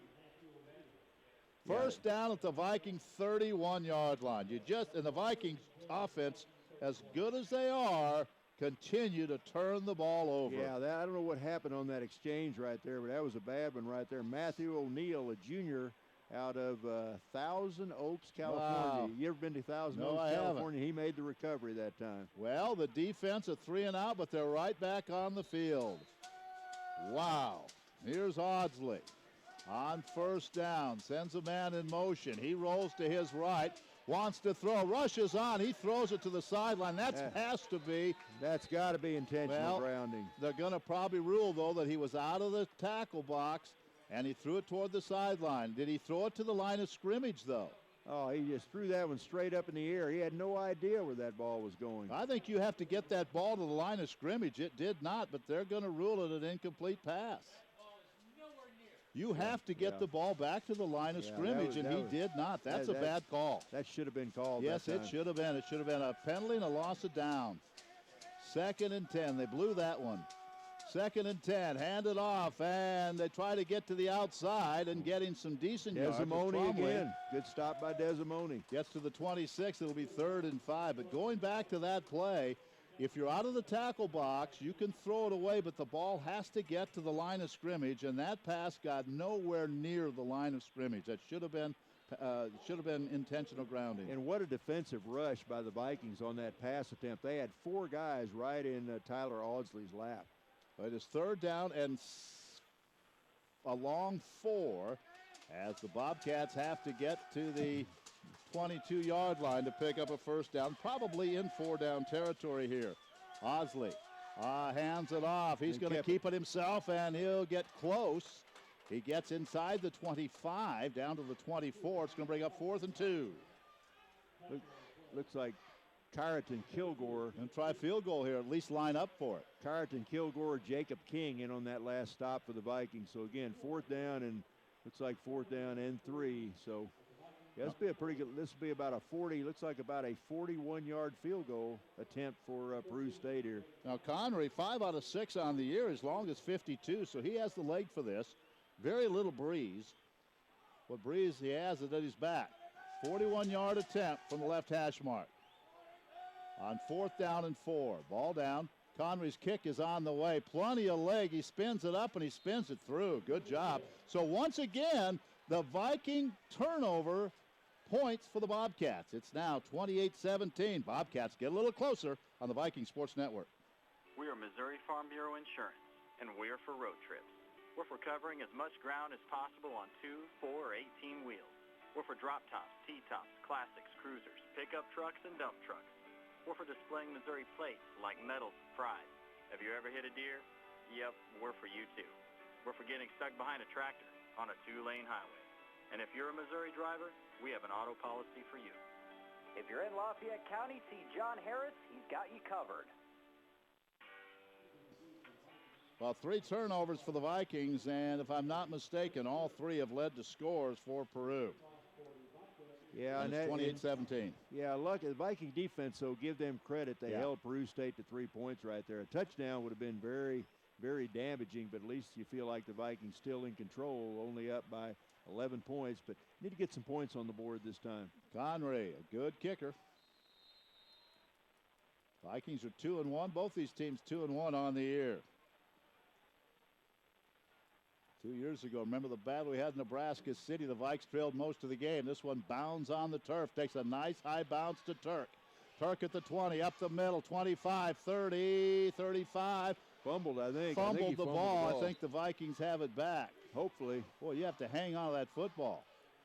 Yeah, Turk doesn't have the ball anymore. My goodness. No, it's not Turk, but I think one of the other Vikings, I'm not sure who got the ball. Jacob King recovered the fumble. Wouldn't that have been something? Oh, yeah. All right, Vikings have it at their own 33. Jacob King recovered the fumble. And let's see if this offense can go to work here. Elliott Hawkins back in. And that's the 5th time the Vikes have fumbled. They've lost 3 of them. Wow. You've got to learn to hang out of that football. First down, Valley at their own 33. They lead it comfortably, but Peru has most of the momentum right now. So we're in the third quarter, 28-17. I think Hawkins back in at the running back position, I believe. Quick throw to the outside. And nothing there as Stannard is drilled back and drilled into the turf at the 21. All the momentum now to Peru State. Yeah, I believe that was Gunnar Orcott, sophomore linebacker, 185-pounder out of Omaha, Nebraska. Boy, he hit Turk about the same time the ball got there, and that's going to be absolutely no gain. Second down and 10, just underway in the second half, 28-17. Valley leads it. Vikes led 21-0 at one time. Second down, Bellard in the slot to the right side. Now they'll send in motion Darian Turk. Turk tries to turn the corner, and he's wrapped up across the 35 out to the 38. And it'll be third down and about 4. Nice open field tackle that time by defensive back Jordan Steffen. That's going to be a gain of, let's call it a gain of about 7 on the play. So third down and looks like third down and 6, a gain of, or third down and 4, a gain of 6. Have to get to the 42-yard line to pick up a first down. You're listening to KMMO FM Marshall. Stretch Internet and watch it on livestream.com. Joe Muriel takes the snap, hands it to Hawkins, fakes the handoff, in trouble, and throws it away, and it's a 3-and-out. That was an ugly play. Joe, the Vikings have all of a sudden given up on the run game. Yeah, that and time. It's fourth down. They'll have to punt it away. Yeah, nobody open. Run. And kind of a dangerous attempt that time. Muriel tried that little shovel pass out into no man's land. It fell incomplete, but now it's going to have to kick it away, Villanueva. Well, again, the run game all of a sudden is non-existent. Here's the punt. High, fair catch called for and made, and pretty good field position by the Bobcats as that fair catch was made by James Sluka. So here come the Bobcats. Their defense stops Valley, and they are down by only 11 with the football. Well, let's ask the defense to put the clamps on them again. Ball is at the 26-yard line. Valley up 28-17, but all the momentum right now on the side of the Bobcats. Well, we said the Vikings 449 yards total offense in the first half, 2 non-productive drives to start the second. First down at the 26-yard line, and back to throw, looking over the middle and overthrowing the intended receiver. They were trying to get that one to David Bond, and the pass was well overthrown. Some of the fans on the far side thinking pass interference, but that was an uncatchable ball. It'll be second down and 10. Talk about a mismatch that time. Kobe Lowe on the coverage. Kobe did a good job in coverage, but Kobe only stands. They list him at 5'10", David Bond at 6'6", and so really they tried to get it to the big guy Bond, but good coverage that time by the much shorter Kobe Lowe. Second down and 10 from the 21. 9:21, third quarter. Valley up 28-17. As Tyler Audsley Hands it off up the middle, and boy, that play just has not worked at all. As they try to give it off to Morrison Smith, it'll be 3rd and 9, gain maybe of a yard. Looks like Dedrick Allen on the bottom of that pile again for the Vikings. Jacob King comes back in for this 3rd down play. Marky Beltram is back in. All right, need a big 3rd down stop Yep. here. The Vikes have done a pretty good job, the defense, the first 3 series here of the second half. Let's see if we can put the hold to them one more time. 3rd down and 9. They have to get to their own 36 and a half to pick up a 1st down. Audsley rolls down that option, keeps the ball now, pitches it late, and they don't get to the 1st down marker. Waited to the last second and pitched it. The Vikings were there. There's Desimone and King. They're all over there, and they stopped that play well shy of a 1st down. It'll be 4th down, and the Bobcats are going to be forced to punt a 3 and out. It looks like on that option play, Nate Desimone has the assignment of covering the pitch man. He did a good job that time, got him out of bounds shy of the 1st down marker. So Vikes should get it back with pretty decent field position as Jakari Johnson's going to stand back about his own 35-yard line. 28-17. It's 4th and 3, so they'll punt it away. Decent snap, not much of a rush. This is end over end. Johnson calls for, makes the fair catch at the 33-yard line. So that's where the Vikings will take over. So once again, the defense does the job. Let's see if the offense can move the ball again. Viking Athletic Goods of Marshall, Peak Sport and Spine of Marshall, Sedalia and Fayette, Tyler Civic Center Marshall, Lime Cooler Insurance Services in Marshall, and Richardson Detailing and Mobile Service in Marshall, all with us on the broadcast today. Next week, we go to Grandview. Why don't you and I dress in honor of Jakari Johnson? We'll wear about 8 or 9 different colors. And we could do that. We'll go and shake hands with him after the game, all right? We could do that. It's 1st down for the Vikes. They've got to get this offense back in gear, leading now by 11, 28-17. They have the ball at their own 32, and they run the ball. And they're going to get a couple of yards, and that's it. Now the Bobcats really... I think that was Hawkins on the carry, I believe. Got about a yard or 2. Looks like Peru State maybe's made some adjustments at halftime. I guess when you give up almost 500 yards of offense in a half, you should make some adjustments, but they've been much more aggressive and look much better here to start the second half. 2nd down and 8. Don't make a mistake here. Hawkins stays in. They'll work out of the pistol set. Ball right in the middle of the field for Joe Muriel as he takes the snap. Rolls to his right. Throws to this tight end. That's Joe Young, and he's got a 1st down, and Young fighting for a couple of extra yards to the 47. I believe that's the first catch of the year for Big Joe Young. Big Joe looked big that time. He drug the pile about 2 or 3 yards forward after he made the catch, and that is enough for a 1st down. A whole host of Bobcats there. I believe Darius Finley was the first one to make contact. Here's a 1st down at the 47-yard line. Clock is down to 7:28 here in the 3rd quarter with Valley on top, 28-17. Hawkins back in, lined up on the right side. They'll run it right up the middle. Hawkins looks for a hole. He gets it now, bounces to the outside to the 40. Hawkins to the 35. He stood up there and gets all the way down to the 33-yard line. Another 1st down. That's about a 20-yard gain. Yeah, good run that time. Good to see that running game established again. And again, that was Finley that made the stop for first man to make the hit for Peru State. But a nice running play, good gain by Elliott Hawkins, and the Vikings into Peru State territory one more time at about the 30, looks like about the 34-yard line. 1st down. They send Stenard wide to the right side.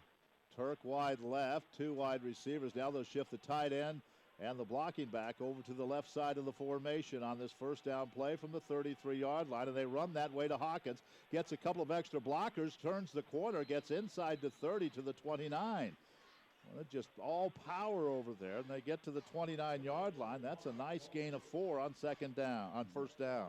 John Dreger, the 235-pound lineman, along with defensive back Brian Burr there to bunch him out of bounds, but a pretty good gain on 1st down for Hawkins. That's a gain of 4. So the Vikes inside of the 30 at the 29. Need some points on this drive. You have the football, you're moving it. Need to move that scoreboard. Double wide receiver off to the right side on 2nd down and 6.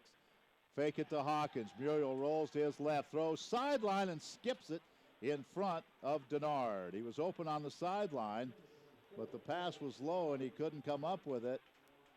And it'll be third down. And I think Joe tried to throw that ball a little bit too hard that time. He had plenty of time, could have just mainly floated it out there to Stenard, but tried to throw the 90-mile-an-hour fastball and got it low and away, and Dorian could not make the grab. So it's third down for the Vikes in Peru territory. Ball at the 29-yard line. They have to get to the 23 to pick up a first down. From the left hash mark, out of the pistol. They'll run it right up the middle and not going to get the first down. But here we go, Joe. Mr. Villanueva's going to get another shot at it. Well, I'd keep running him out there, keep giving it a shot. I think. I haven't seen him come on the field yet. They've got Ballard and Jakari Johnson. You're right. They're going for it. Maybe going to go for it. Wow. Well, that'd be a 40-some-yard field goal. They're not going to go for it. They're going to go for the play here. Let's see where they mark it. It's going to be third about 6, it looks like. Yeah, they're going to move that ball down to move it up a little bit, a little shorter than that. 27-yard line, so it's third down, or fourth and four. Fourth and four. Fourth and four, they'll go for it. There was no hesitation here. They're going for it. On 4th and 4. Back to throw. Muriel in trouble. Throws to the sideline, and the ball is dropped. Hawkins dropped it. He was wide open and dropped the ball.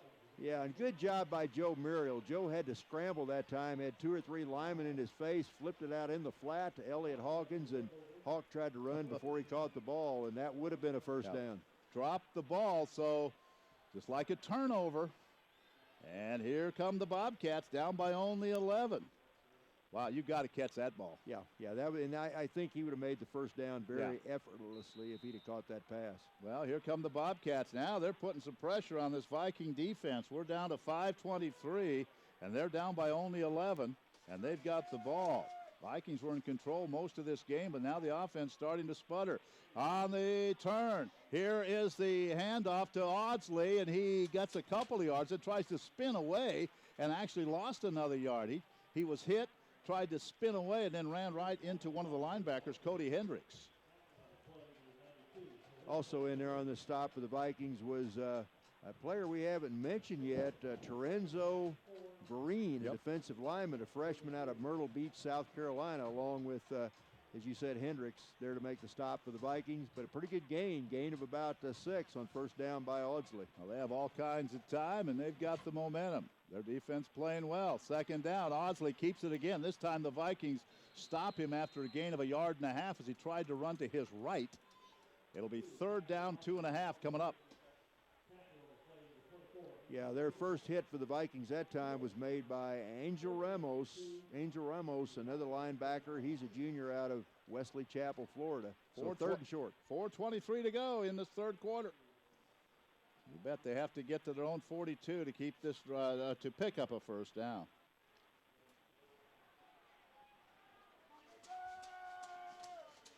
Crowd kind of surprised at what they're seeing here.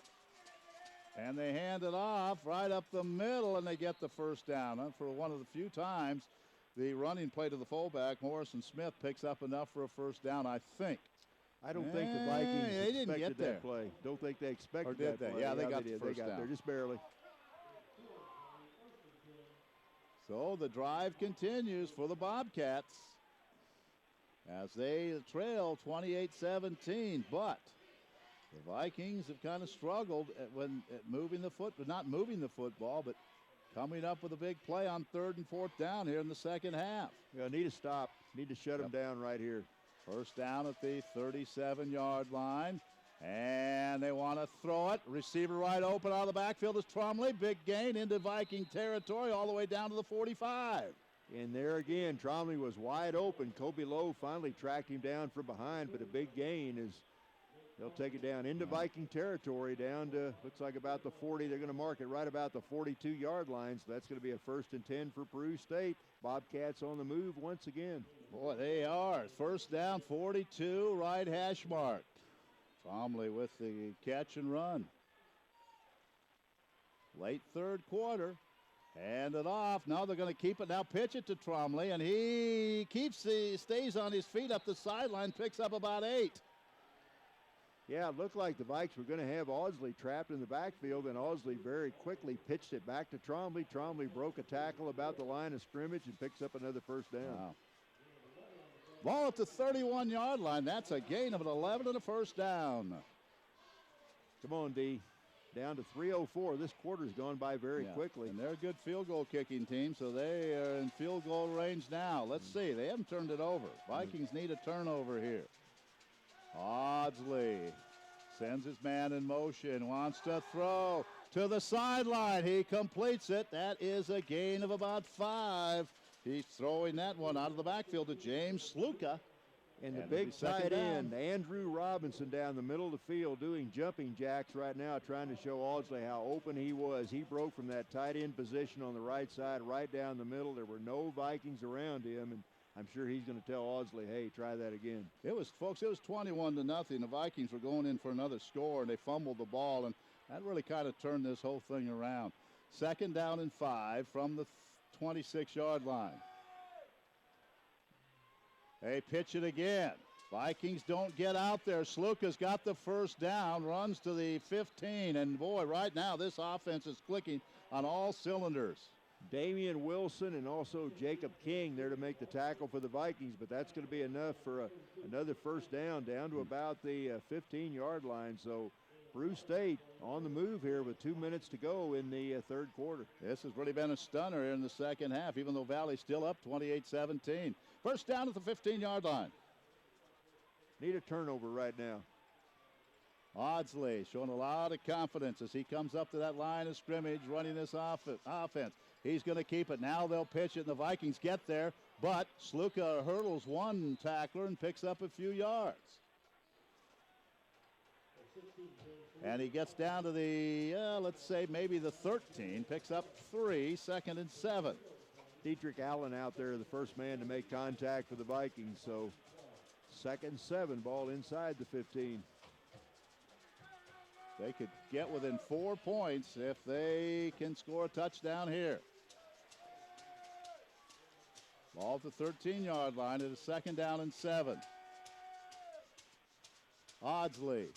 They'll run the option. He will keep it. He looks to pitch. The Vikings get it to him, and now he pitches late, and they get to the 5. Boy, he waited to the last possible second to pitch it to Trombley, and they get to the 5-yard line. I think they have the first down. It's 1st and goal. I tell you, Tyler Audsley runs that option with so much confidence. I mean, he feels like he can do whatever, and a nice tackle by Nate Desimone, but that's going to be a first down, 1st and goal, all the way down at the 5 as we're under a minute to play in the third.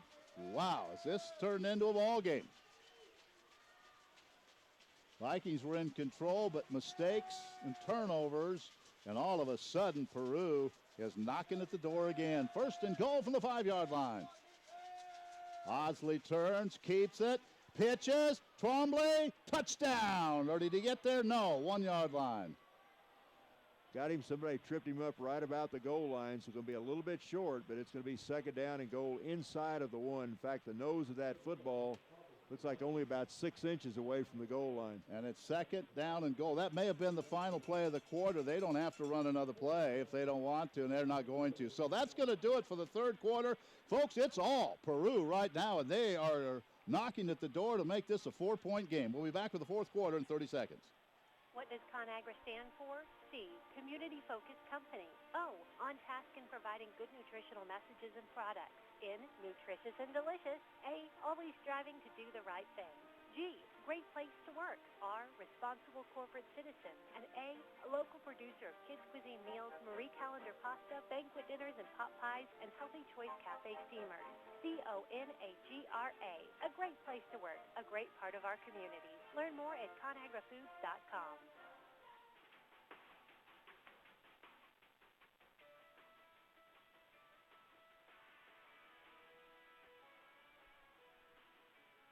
We are back, and this is really a change in momentum. We knew that. And, Joe, it all goes back to when they stopped the Vikings on 4th and 1, the final play of the first half. Momentum started to shift then, and it has been all Bobcats since then.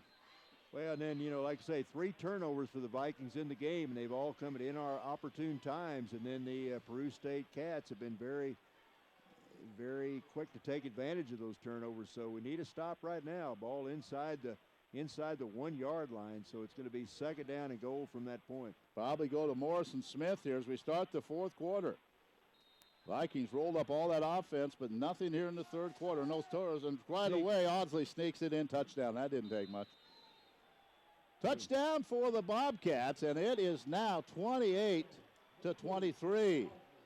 And boy, the fans across the way are having fun. The Bobcat players are. And you look at the Viking sideline. There's a lot of disappointed, shrugging shoulders down there. A lot of surprise right now, I think. And they'll go. They're staying out as if to go for 2 here. Well, it's 23 right now. The Vikings, they're going to go for it. They're going to go for the 2 points. It's 28. They gave the Vikings 23. a touchdown We'll take on the that. board. Audsley rolls to throw into the end zone and wide open for 2. Well, that makes it a 3-point game. Eric Makes Morrison it a 3-point Smith. game right now.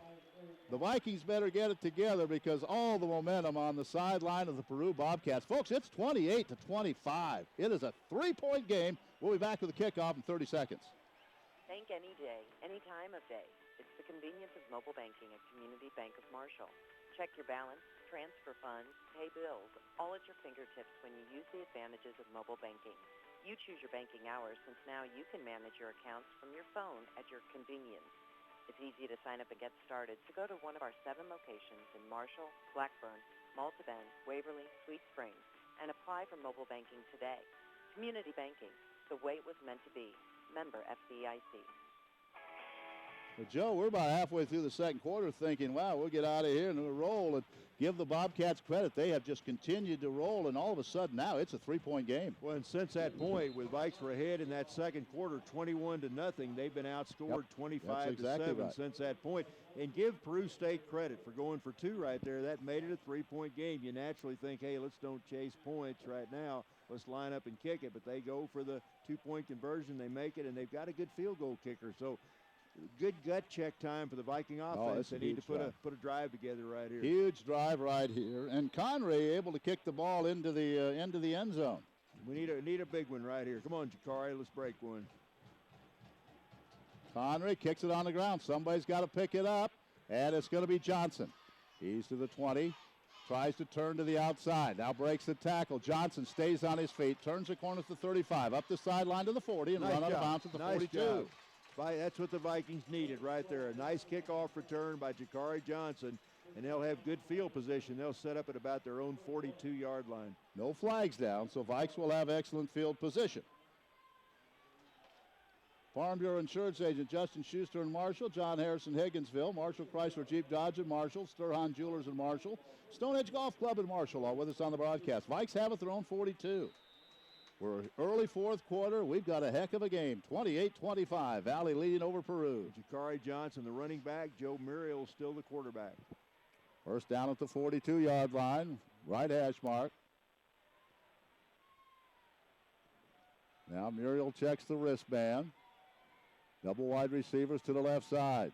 Takes the snap. They're going to run the ball. Give it to Johnson. Johnson has about 7 yards as he runs to the short side. The Peru side of the field gets across the 45 out to about the 47. Yeah, that was a nice sweep that time. Going back to the running game again, and got it to Johnson outside. He picks up 6 yards on the play. So anytime you can get that kind of yardage on first down, it's a very productive play. 2nd down and 4. Ball at the 48-yard line. Again, right hash mark. Vikings lead. They've led throughout, but that lead is down to 3.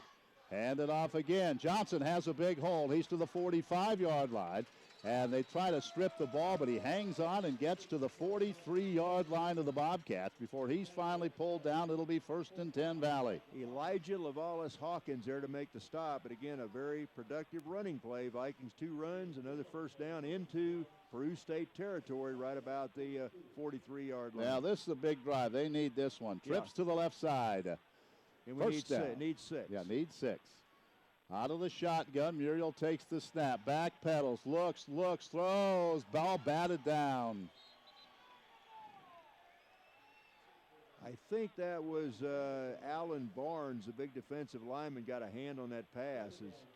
Second down and 10 as someone batted that ball down. Now it makes it a little more difficult from the 42-yard line.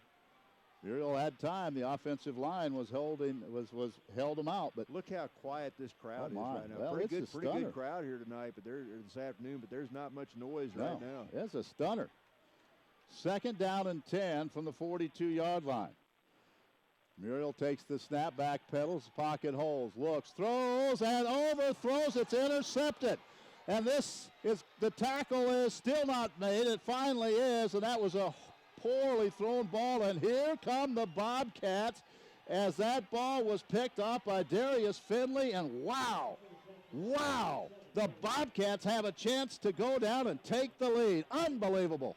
Yeah, that's the first pick of the game, but that's the fourth turnover by the Vikings as Vikes pick up one first down on a couple running plays. And then quit running the ball. Get the pass picked off. So and then go right to the air. And, boy, the running game was working. But now the defense goes to work, and all the momentum now to the Bobcats.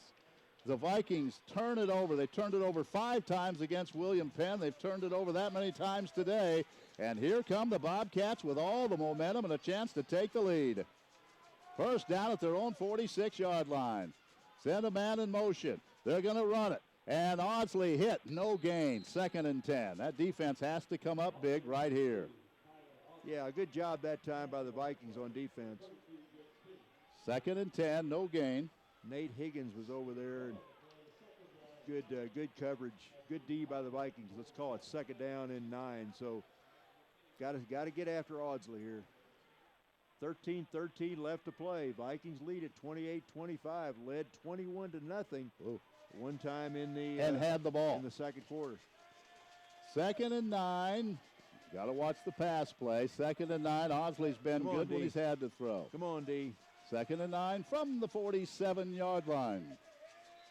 And a timeout or a penalty. Let's see. Flag, maybe delay a game. Or did they get Peru got a timeout. So there would have been a delay game. Peru got a timeout. 28-25. Valley barely hanging on. Peru has it 2nd and 9. We're back in 30 seconds. Whirlpool equals quality, and Charlie's Appliance Sales and Service in Marshall is your one-stop Whirlpool headquarters. Whether you need a gas or electric range, Charlie's has just the one for you, with options like rapid preheat and steam clean. Time to replace the microwave? Once again, Charlie's has you covered. They carry microwaves for both the countertop and over the countertop. Charlie's also carries several models of dishwashers. Deliveries available as well as financing with approved credit. Charlie's Sales and Service at 450 West Boyd in Marshall, your Whirlpool headquarters.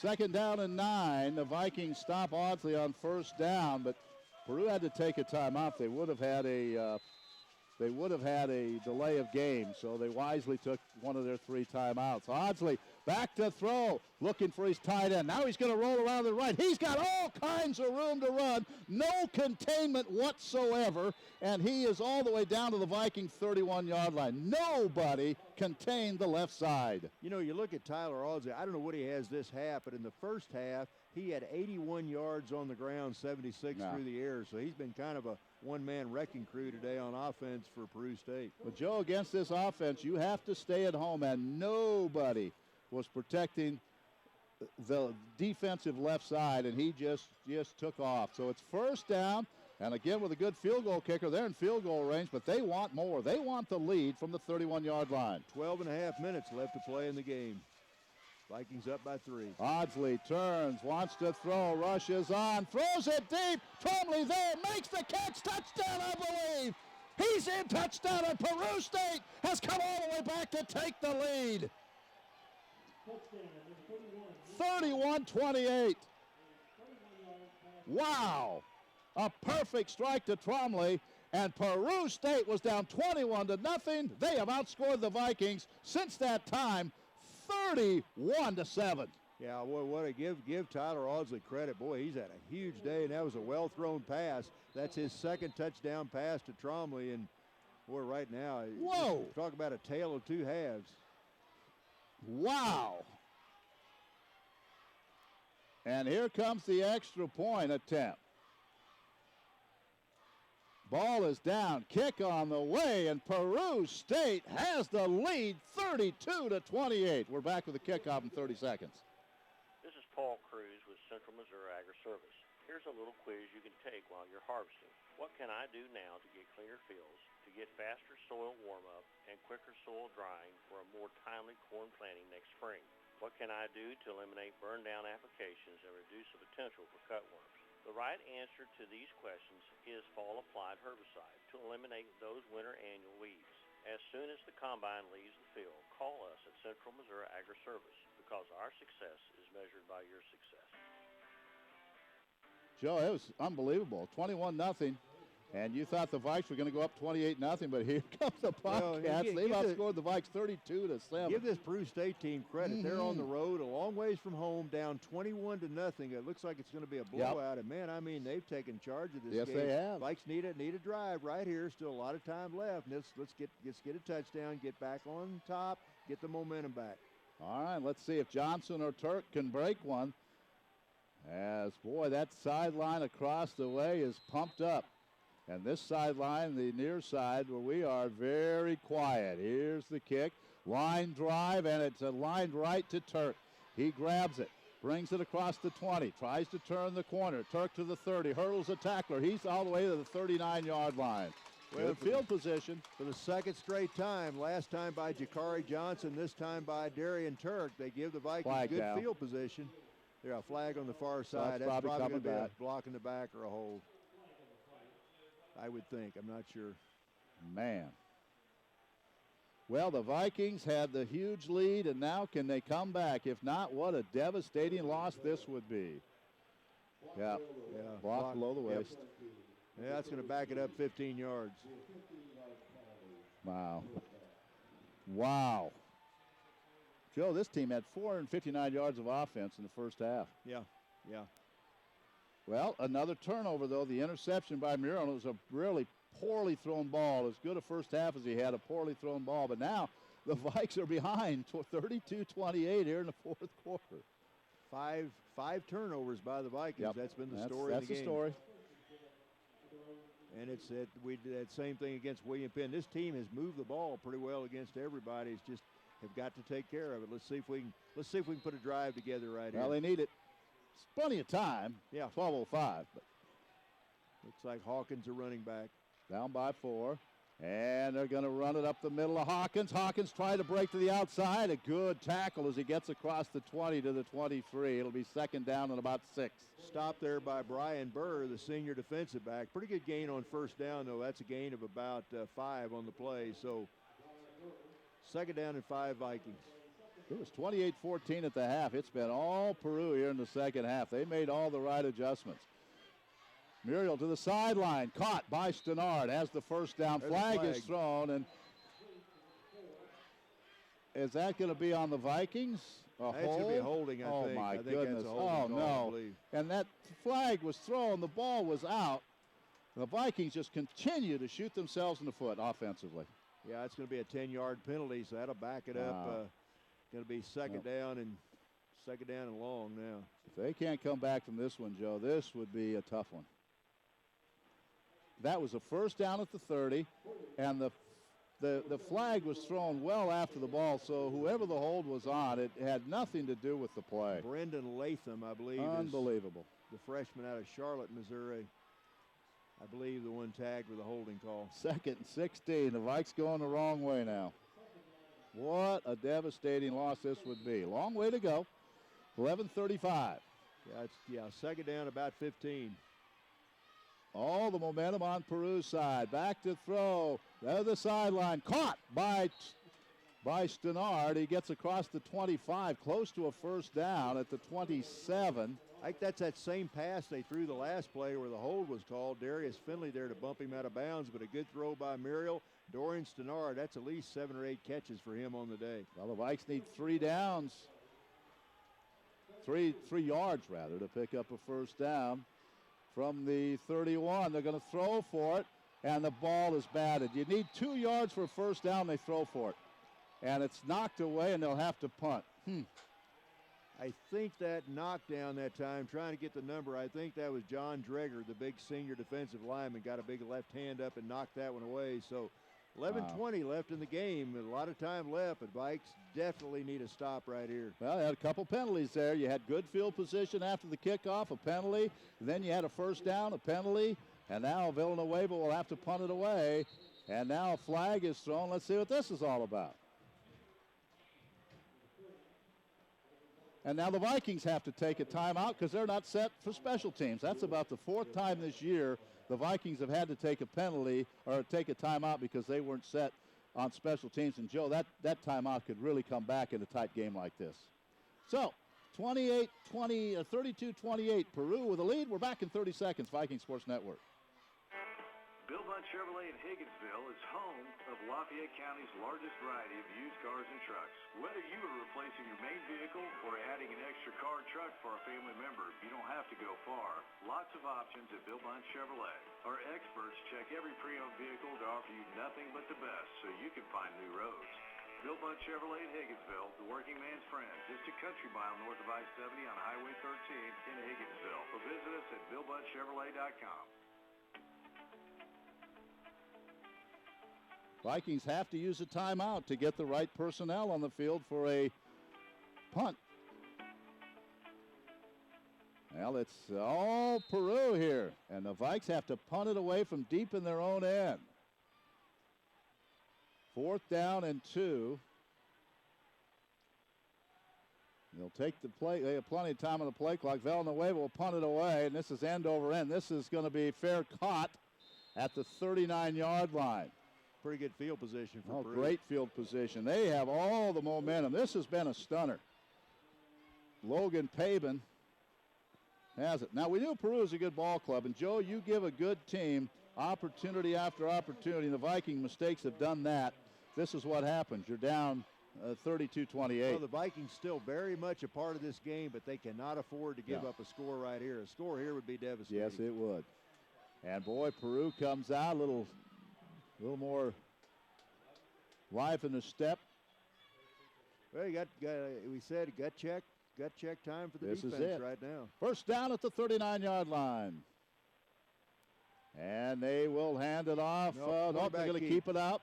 And Audsley turns around the left side, picks up 2 or 3. Boy, they want some timeouts now. There's an injured player down for the Bobcats. So we'll step aside as well. It looks like, I'm not sure who that is. We'll check it out. John Battle made the stop on that last play for the Vikings. I don't know, one of the linemen, I think. It is Latcha, Chase Latcha.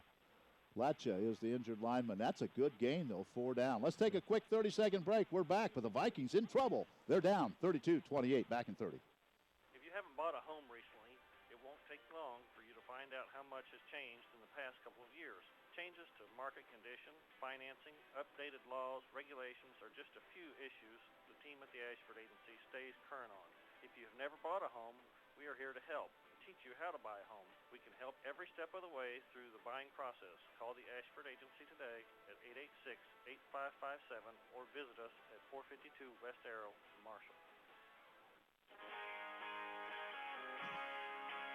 32-28, that's right. If you were with us in the first half of this game and the Vikings were dominating, Peru has the lead 32-28, and we hope the young man that they're working on is going to be all right. That's Chase Latcha. They're trying to get him to his feet right now, I think, but let's see. I'm not sure. Now they're bringing some of the other linemen out to help him off the field, so pretty big guy, so it'll take several to 6'4", 280. Looks like it might be either a knee or an ankle, I'm thinking. All right, Viking defense needs a stop here. They cannot allow the Bobcats to drive down this field. One score we do have, Benedictine lost in a big way to Mid-America Nazarene, but if people see this score, this would be a huge surprise as well. That one wasn't so much surprise, but maybe the score. This would be a huge surprise. Well, Peru State a good team. Yes, they are. A 2-1 record, and they really played well. You remember 2 years ago, they should have beat the Vikings. The Vikings came up with a big play right at the end. Let's see if we get a stop right here. Need a turnover. That's what we need right here. 2nd down and 6 for Audsley and the Bobcats. from their own 43-yard line. They'll take that play clock all the way down. He is in no hurry right now. They know time is on their side if they can score again. Now Audsley gets under center. He'll hand it off, and there's not much there. Maybe a yard. They tried to get it again inside to Morrison Smith. Looked like a little miscommunication there. It looked like Audsley wanted to pull the ball out. Smith said, I'm taking it, I'm running with it, and he got a short gain. So big third down play right now. 3rd down and 5. Ball just shy of the 45-yard line. Peru State in their own territory. 10 minutes and 23 seconds left to play. Peru State's come back from a 28-14 halftime deficit. They lead the Vikings right now 32-28. Now this big play, ball at the 44-yard line from the left hash mark. Audsley, wrong count. They run the option. He's going to pitch it. They'll get the first down easily as he pitches it to his younger brother, Colton Audsley, and they get a first down all the way to the Viking 43. Again, no containment on the pitch man. Jonathan Battle made the stop, but I tell you, Ken, Tyler Audsley does such a good job of keeping that ball on the option until the last second. He makes the defense come up and commit, then he makes the pitch, and boy, he's run it very effectively, and that young man's going to have a bunch of yardage himself here this afternoon. Here's some other scores. Evangel over Culver, 52-20. Grandview beat Avila 77-7. The Sevens Wild and Mid-American Nazarene over Benedictine, 41-17, with the Vikings in trouble here. First down. Audsley keeps it again. He's going to keep it. He's hit hard, but he hangs on to that football at the 39-yard line. Tick, tick, tick goes that clock, and we're down to 9:28. Jonathan Battle again the stop for the Vikings, but that's a gain of, let's call it a gain of 4 yards on the play on the first down. So it's 2nd down and 6, ball into Viking territory at the 39-yard line. 2nd down. And again, Audsley very sharp. He's letting that play clock wind down. They're going to take every second they can. 2nd down and a long 6 from the 39, or from the 39-yard line, the Viking 39. Audsley keeps it. He wants to pitch. Now he's going to be pulled down, but he's got another first down. Wow. Dedrick Allen off the bottom of the This is pile. a stunner. You know, Ken, maybe the big play of the game. Vikings ahead 21-0. Of course, we talk about the fumble, but 21-0. Peru State has 4th down in their own territory. 4th and I think 3. They throw the touchdown pass. You're right. That play really turned things around, at least to this point.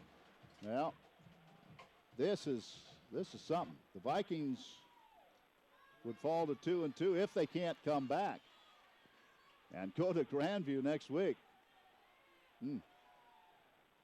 First down at the 33. Here's Audsley again. Another big hole down to the 25, and this team is rolling. Vikings can't stop him. Ricky Williams wants to come out. He's gassed. They score again here, Joe. It is trouble.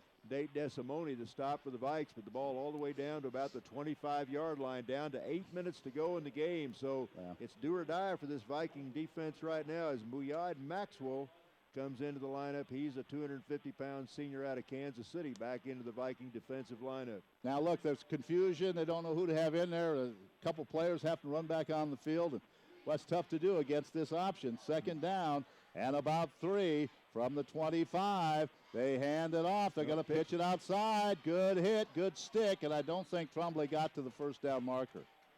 He went out of bounds, thank goodness. That stops the clock, but it's 3rd and short either way. Desimone made the first hit for the Vikings over on that far sideline, but it's going to be 3rd and less than a yard, it looks like. 7:37 to go. 4-point Peru State lead. They're knocking at the door again. You're listening to KMMO FM Marshall. Stretch Internet and watching on livestream.com. It's been a heck of a performance by the Peru Bobcats. You just have to give them credit. They've taken advantage of a lot of Viking mistakes, and all of a sudden they're in position to win this football game. 3rd and 1. Right up the middle for the touchdown goes Morrison Smith, and that is not the end of the game, but that's a nail in the coffin, folks. Wow. 39-28, or 38-28 now. And it was 21-0. Whoa. The Vikings have imploded here in the second half. And look at the fans across the way, and they should be happy. Their team has dominated the second half of this football game, trailing 28-14. They have come in here and just pretty much taken it to the Vikings.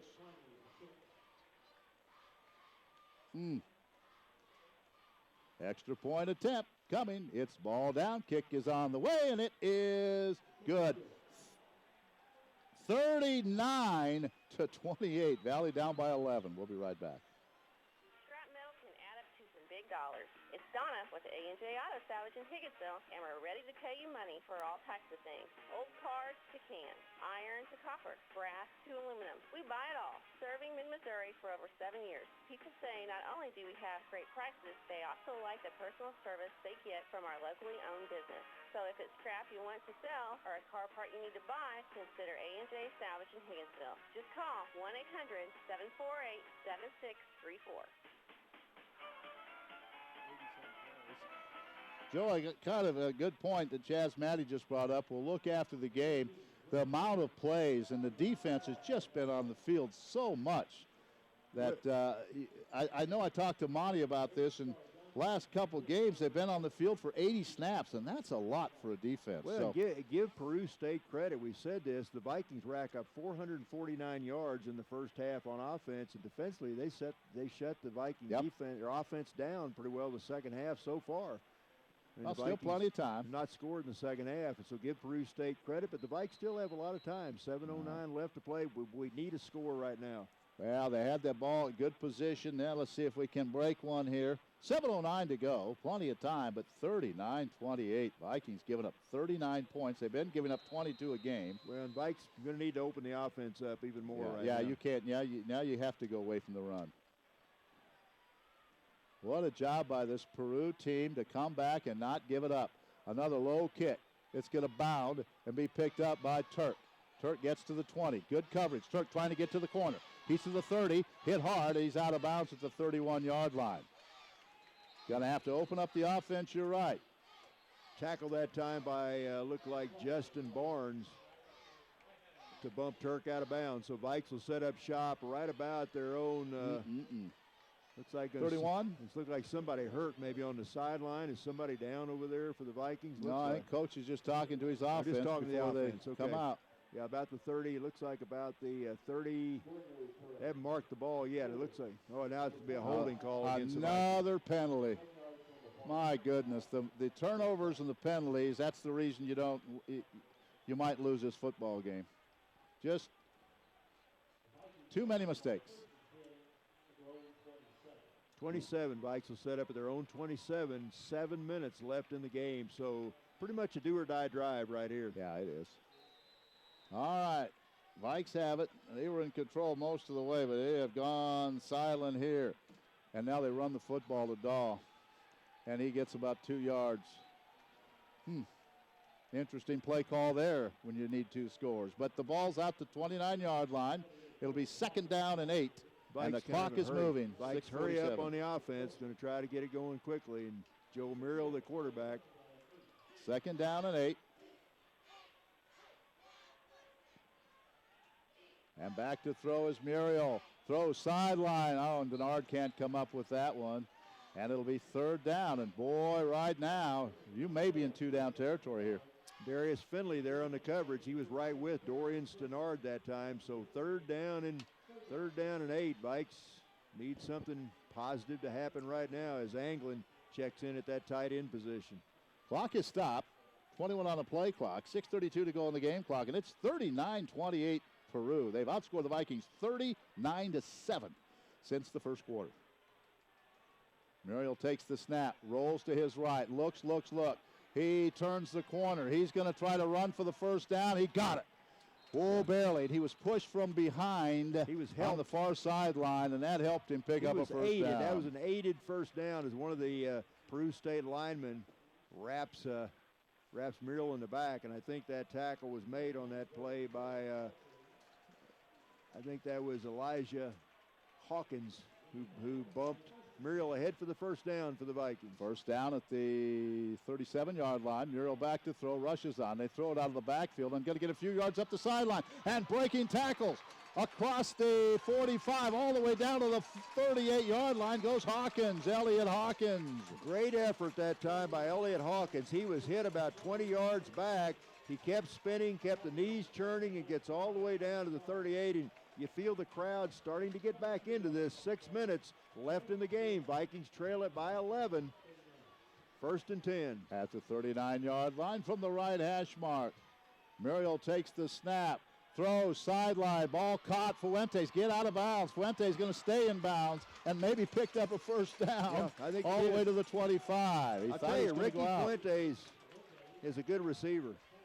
Good job by Ricky. First down. That stops the clock to move the chains. Remember, the Vikings have used a timeout, but 5:44 to go. They need a score here, and they need a touchdown. Field goal really won't do them any good. It would, but they don't need that. Muriel over the middle, incomplete, and that was close to a pick. That was a dangerous throw. Joe threw that into double coverage that time, trying to hit Jakari Johnson across the middle, but a couple of defensive backs looming back there, so good break that one fell incomplete. That stops the clock. We're down to 5:32. Vikings need to score and then stop the Bobcats and get the ball back. But first things first, need to score. And they're going to run the ball. No, Muriel right up the middle, and he gets inside the 20. Pretty good down gain. To the 19. Pretty good gain there on second down. Little option read and read option, and he gets it down to the 19. Vikes, I'm sure, in two-down territory here. It's third down and 3. Vikes hurry up offense right now. They have to get to the 11 to pick up a first down. Muriel, quick throw, and he throws it right at the feet of Stenard. That's not a good pass. Yeah, and the game on the line right here. It's going to be fourth down and about 3 for the Vikings, and it's if they don't pick this one up, it's gonna be well tough. history. What a great job by this Bobcat team coming in here. The Vikings had all the momentum early, but then they started to turn the ball over. Here it is. Fourth down and 3. The Vikes have to get to the 16 to pick up a first down. 3 wide receivers off to the right side. It's fourth down. Muriel takes the snap. Looks to Hawkins. Throws. Got a man wide open. It's Bellard. Bellard makes the catch and gets out of bounds at the 9. He was wide open at the 10, and he held on. Nice job by Joe Muriel taking his time. He found Jacoby Bellard on the right side. And as you said, Ken, Bellard was wide open. So for the second week in a row, a big fourth down play call that works for the Vikes. Ball is at the 10-yard line, first down. Clock is down to 4:50. He did not get out of bounds. No, Clock is moving, 4:47. I don't think he did. I think they got him. They caught him in bounds. 4:47. So the first things first, you need a touchdown. Muriel will wait, take the snap. Look, now he's going to roll. He throws over the middle. It's intercepted, and that's going to do it, and this could be a pick 6. Ball all the way back to the 30, to the 40-yard line, and the 6th turnover by the Vikings. And Peru State is going to come in and knock off the Vikings. 6 turnovers in this game. Unbelievable. And congratulations to the Peru State Bobcats. They have taken advantage of each and every Viking mistake, and they have been numerous. Yeah, and I think right now they're in no hurry. They'll just try to run the clock out and get out of here with a win. Tried to force it. Was that first? That was first and goal. First and goal. First and goal. Tried to force it. And Joe Muriel, is that his second interception of the day or third? I think that's I believe it's his second, but I'm not sure. He now has 8 interceptions on the year. But that's a 6th turnover on the day for the Vikings. And that hurts. Yeah. So Peru State going to get a win, it looks like, and the Vikings will fall to 2-2. Whew. Vikings take a timeout, but this defense has been on the field all day.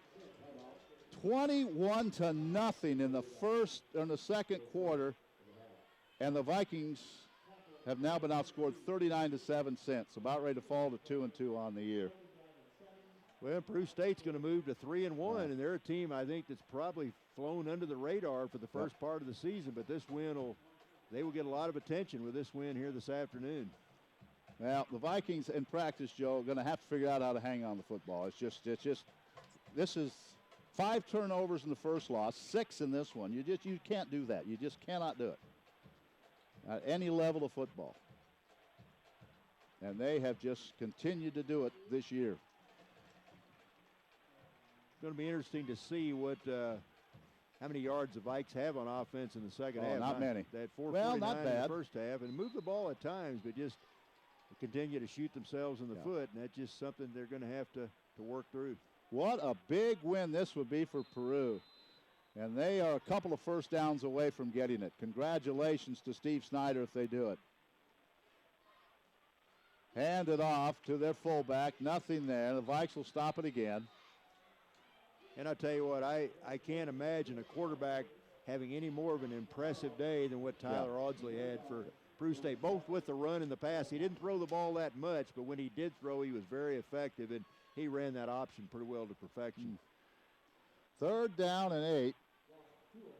But the most important thing now is that's the final timeout for the Vikings. So if Peru can pick up a first down, they can literally run out the clock, or basically almost run out the clock. And they have the lead 39-28. Vikings were driving at it 1st and goal to 10. And Joe Muriel threw his 2nd interception of the day, his 8th of the year. And that may have sealed the deal.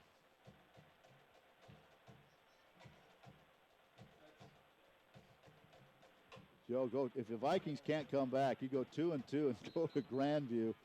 Ooh. They could have something they haven't happened in a while and have a 5 games into the season below 500 Yeah, record. that's something you haven't seen for a long time. The Vikings lose 2 of their first 3 games at home. Yeah, you just have not seen that. Right, exactly. Have not seen that for quite a while.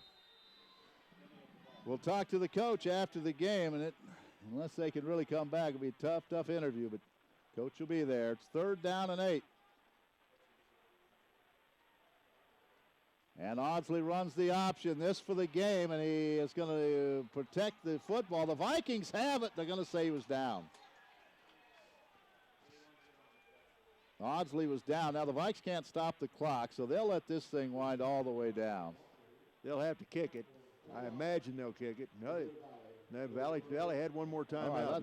Valley took the 3rd. I thought they had to take a timeout during the special teams a while ago, but I guess Peru took that timeout. So now Peru State will punt. It's going to be 4th down and about 6. So the Bobcats in Viking territory, but I'm sure they'll kick the ball away here. So Vikes going to get it back. 4:06 to go. Never say never, but it's going to take a pretty quick score and then a couple of breaks if the Vikes are going to pull this one out. Let's take a quick 30-second break. We're coming right back on the Viking Sports Network.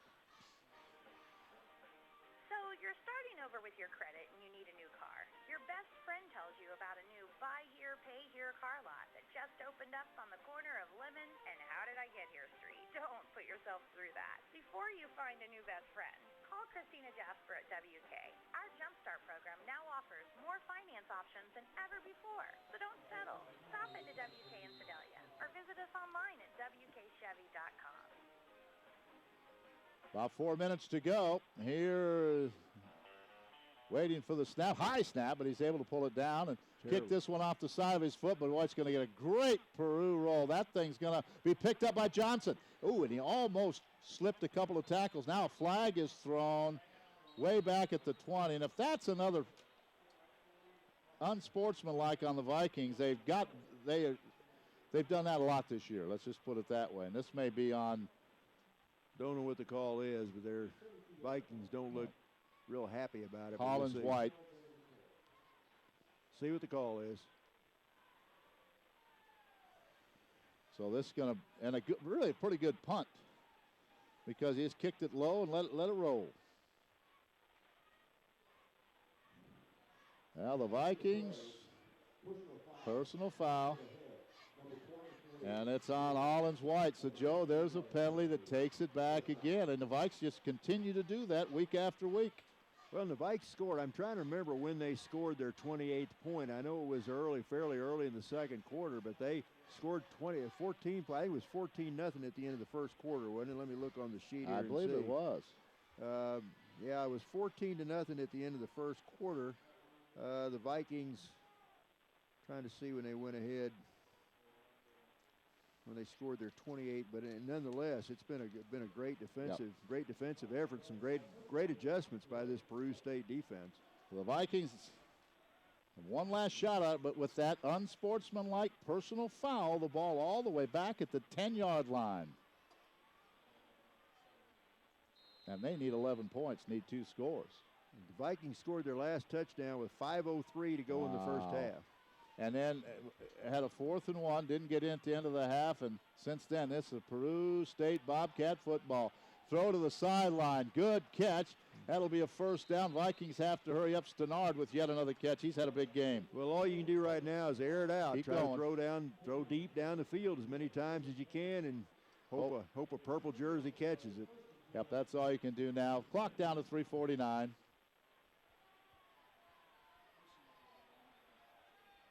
Muriel takes the snap, looks downfield.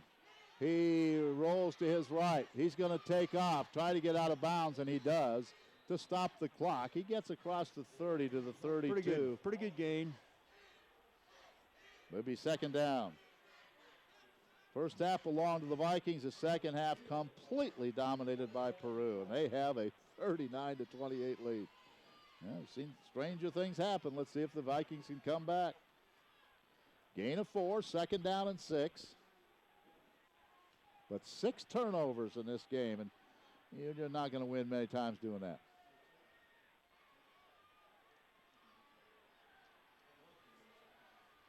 Muriel will wait for the snap. There's movement. That'll be a 5-yard penalty on the Vikings. Yeah, everything going wrong right now, and sometimes when it rains, it pours, and that's been the case for the Vikings in the second half. Now, hopefully you can learn from this half because they'll have to go play Grandview, and Grandview put 77 points on the board today at Avila. You turn it over 6 times there, you're going to be in trouble, like you are this afternoon. Second down and 12. Muriel waits for the snap. He gets it, backpedals, looks over the middle, throws it short to Hawkins, and that's a loss of 3. Got to get the ball downfield, and they throw it in the backfield for a loss of 3. So it's going to be third down and about 13 coming up. Clock is moving down to 2:40.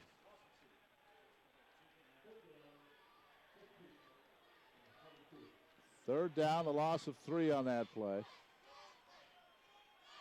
That dinner that the Peru State Booster Club's going to make for their team's going to feel awfully good. Here comes Muriel. He gets around to the 30-yard line, and it'll bring up 4th and 8 as he gets to the Viking sideline to the 30 with only 2:21 to go.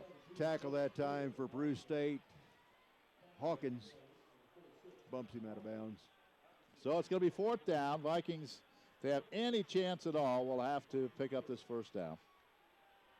Yeah, it's do or die right now. 4th down and 7, so. And out of timeouts.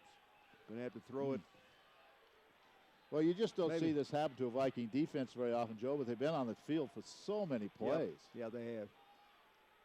Well, you want to see the second half statistics. Going to be very intriguing. 4th and 6. Muriel rolls to his right, throws, caught. Turk with the catch. First down, game continuing. He has it at the 42. Yep, good play. We're down under 2 minutes, 1 minute and 56 seconds left to play. So we're going to have to take it. Have to go downfield pretty quickly here. Score and then get an onside kick. That's the only chance you're going to have now. From the 42-yard line.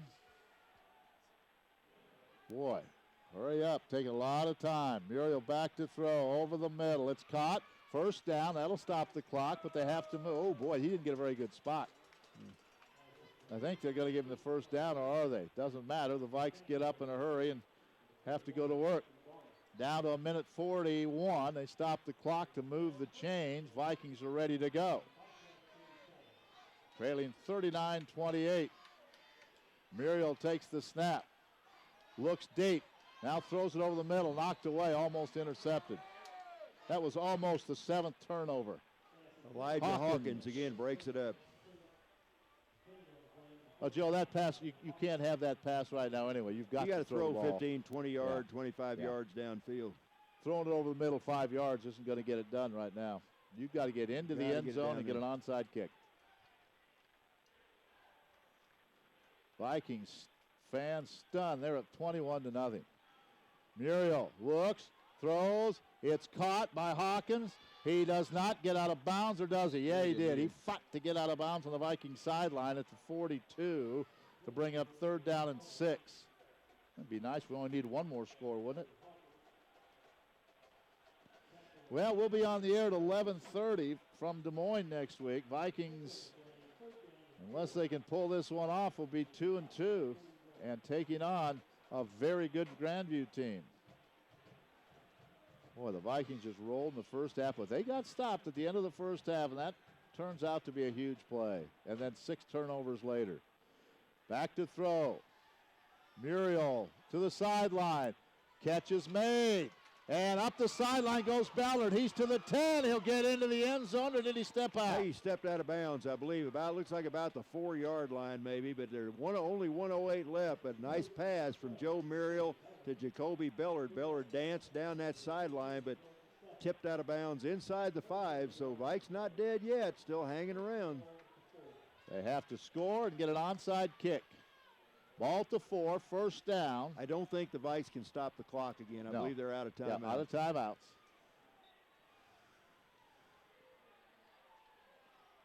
Well, let's see if they can get the touchdown first. Boy, if they could have scored that last possession. Yep. And now I think a timeout taken by whom?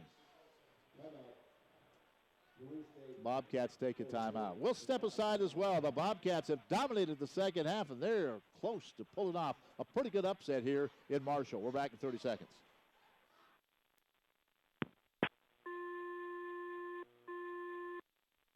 Hello. Everything he can to make us succeed, and that makes me want to succeed. Even in college, as I move on, I know that I'll remember what he's taught me. I'm Charles Smith, president of the Educators are Missouri some of the National most Education influential people in our Association. lives, whose words have a lasting impact. My cross-country coach cares so much about the program and all the kids, and he does everything he can to make us succeed, and that makes me want to succeed. Even in college, as I move on, I know that I'll remember what he's taught me. Teacher words matter! I'm Charles Smith, president of the Missouri National Education Association. Tell us how a teacher has positively influenced your life at teacherwordsmatter.org, and you could win $500. Brought to you by the Missouri National Education Association.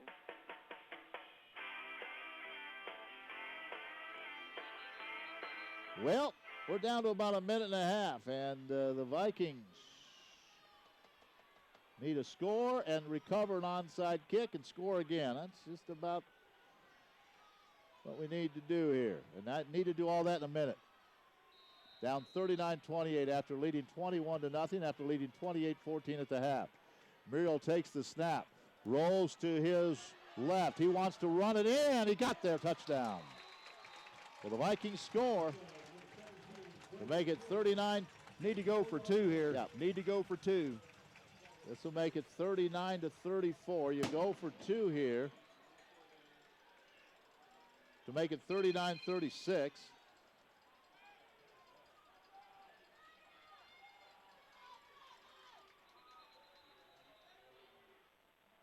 Yeah, Vikes will need to go for 2 right here. No doubt about it. Make it a 3-point game if they can get it. 1:07 left to play, so not much time left in the game, and Vikings out of timeout. So regardless if they make this or not, Vikes will try the onside kick, and if they can recover, they're still in it. If not, Peru State can run out the clock. Yeah. Yep, the onside kick's going to be all about. Vikes will go for 2 here, down 39-34. Who reset the game clock to 1:04? 1:04 left in the game, so. Let's give it those 3 seconds. It's not that big a deal. No, if they don't get the onside kick, game over. So Joe the Vikes will Muriel go looks for like 2 Joe here. Muriel's shaking up on the play. Joe on the sideline right now holding one of his hands. Looks like he took a shot on that touch. He scored the touchdown, but he's with the training staff right now, and Travis Middleton in the game at quarterback. On the 2-point conversion, Middleton looks, throws, it's batted down. Tried to get it to Stenard, it was batted down. So the onside kick coming up, it's the last hope for the Vikings. We're back with the onside kick in 30 seconds on the Viking Sports Network. America's most innovative off-road vehicles are all on sale. During the Polaris factory-authorized clearance at Jaeger Cycle. Sportsman ATVs start at $91 a month. Razor XP 1000 gets a $1,000 rebate. Polaris Ace is as low as $34.99 after rebate. Rangers start at $145 a month. See Jaeger Cycle in Sedalia now for huge rebates and low financing, or visit them at jaegercycle.com. Offers valid in U.S. subject to credit approval. And valid on new 2014 and 2015 models. Good through 9/30/15. See dealer for details. Adult model vehicles for helmeted riders ages 16 and older. Well, Joe Muriel is being attended to by the training staff as he hurt his hand. Looks or like he's in on the quite a touchdown. bit of pain down there. Yeah. I'm not sure what kind of injury it is. It looked like he was holding one of his hands when he came off the sideline just a minute ago. But he scored that touchdown on that 4-yard run, but took a shot in the end zone as he crossed the plane. And Travis Middleton came in for the 2-point conversion. Joe, you had 6 turnovers. You had a makeable field goal missed. Just a lot of things have happened the wrong way here in this ball game. All right. They'll attempt the onside kick. Has to go 10 yards. If Peru recovers, game over.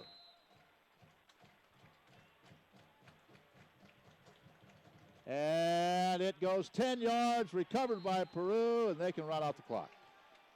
Yep, that was number 4. That was Jake Coughlin who made that catch. He's a wide receiver. They probably had their good hands people on the field. And so now 1:04 left to play. Peru State can take a knee, and not much the Vikes can do about it. And the Vikings will be 1-2 at home.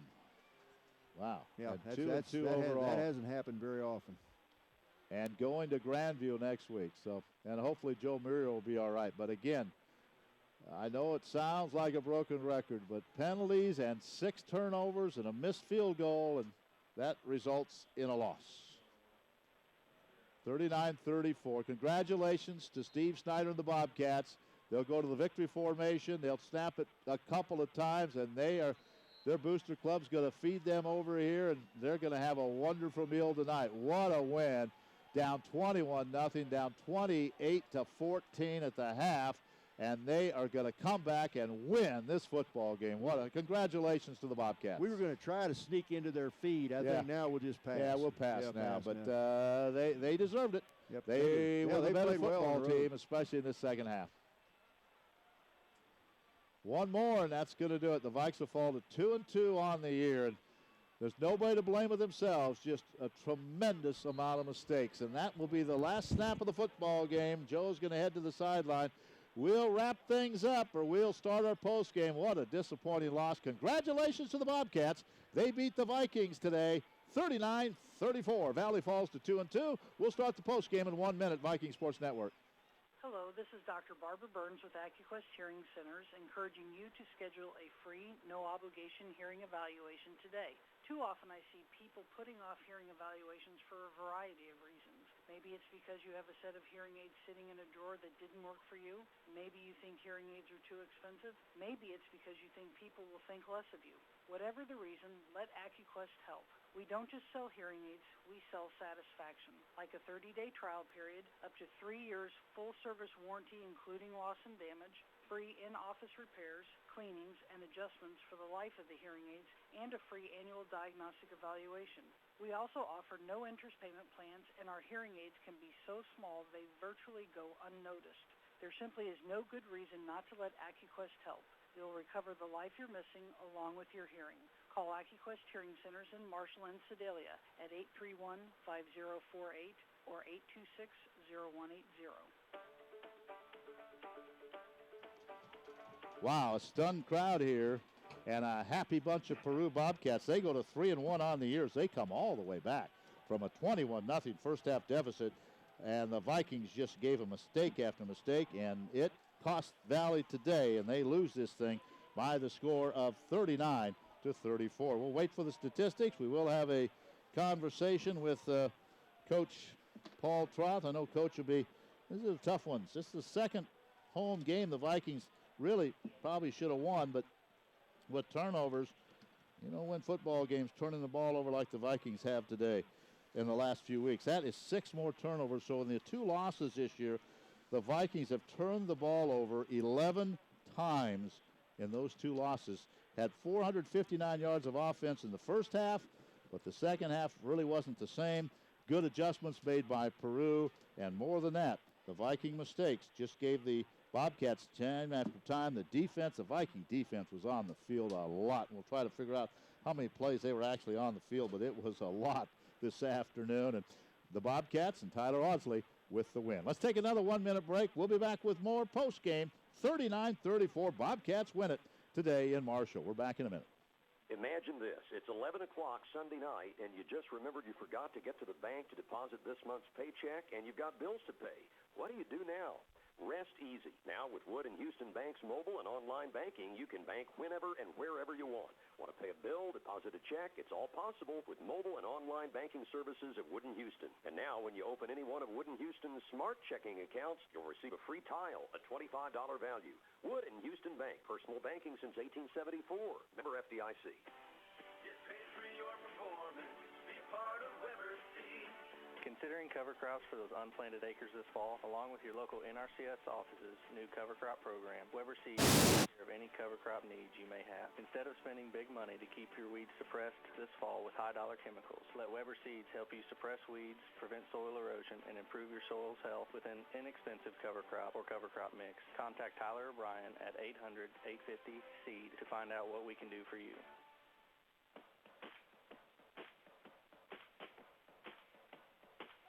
This may be some kind of a record. The Vikings had 684 yards of offense and lost a football game. 366 yards of offense for Peru. The Vikings ran 95 plays and lost a football game. 64 offensive plays for Peru. Vikings had 38 first downs to 15 for Peru. Rushing about equal, 231 for Valley, 233 for Peru. Passing, 453 for Valley, 133 for Peru. Touch the time of possession. They just go on and on with these statistics. Time of possession, Peru had the time of possession with their offense. But 684 yards. But the key stats, that turnover category, the Vikings in the penalties and the turnovers. The Vikings were penalized 7 times for 71 yards, only 2 penalties for 20 yards. Vikings had 4 fumbles, lost 3 of them. And Peru lost 1 fumble. And the interceptions, the Vikings threw 2 interceptions, and Audsley did not throw a pick. So there's your difference. It's in the turnovers. Vikings had all those turnovers and penalties, and it cost you the football game. So they lose it 39-34, and Peru goes to 3-1. Valley now 2-2 and ranked 13th. Going to Grandview next week, it'll be tough to stay in that top 25. And if the Vikes fall out of that top 25, you'll have to get there to have any chance to make the playoffs. Let's go down to the field and to Joe Wall. He's got the coach with him.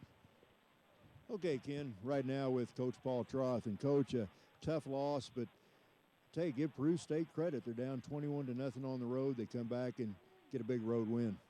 Well, just disappointed that we made way too many mistakes, obviously, and left – left a lot of points on the field and let them hang around in the game, and it came back and got us. And, we can't do those things. So, obviously, we got a lot to work on, but, we'll bounce back and go to work. Coach, what a great start to the game. Your offense has 449 yards in the first half. You can't do much better than that. Your defense played a great first half, too, but we just shot ourselves in the foot too many times. Yeah, exactly. We're yards don't mean anything unless you get points. And we left, right before half. We didn't get in on there on that 4th down play. We missed a field goal, and just turnovers, just the things that some inexperience does, and we're playing like an inexperienced team. So those are things we're going to have to correct. But you still feel like if we can cut those mistakes out, this can be a very good team. Oh, absolutely. But, it's time that guys got to step up and make plays. We got to start getting better, and like you said, there's a lot of potential there, but we got to make sure we take care of things and finish drives. Okay, next week, a new opponent. We go on the road into Des Moines. We take on Grandview, a new addition to the conference, a team that won the national championship 2 years ago.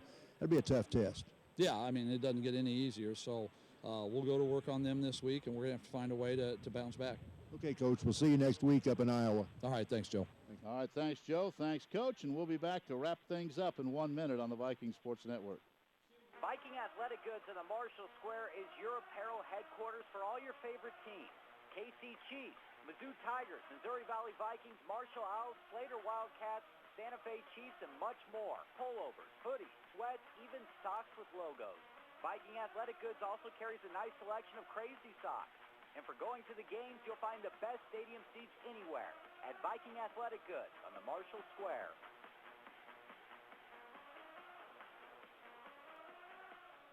It's time to man up with Massey. I have to say, Massey opened my eyes. Drive the tractors that are pulling ahead. Powerful and efficient. This CVT is made to be driven, so drive it. And remember, Massey Ferguson is building tractors in North America, in Jackson, Minnesota, making the kind of machines that farmers need, the kind of machines that can do it all. This isn't your daddy's Massey Ferguson. Learn more today at manupwithmassey.com. Or man up today at Barenberg Implement in Higginsville.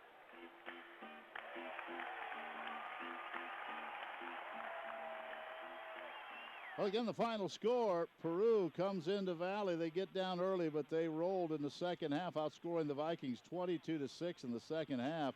And it was 21-0 at one time, but Peru comes back and outscores the Vikings from that point in time to win it 39-34. They go to 3-1 on the year, a happy bunch, a long trip home, but they'll be happy. The Vikings, a lot of work to do. All the turnovers, 71 yards of penalties, 7 penalties today.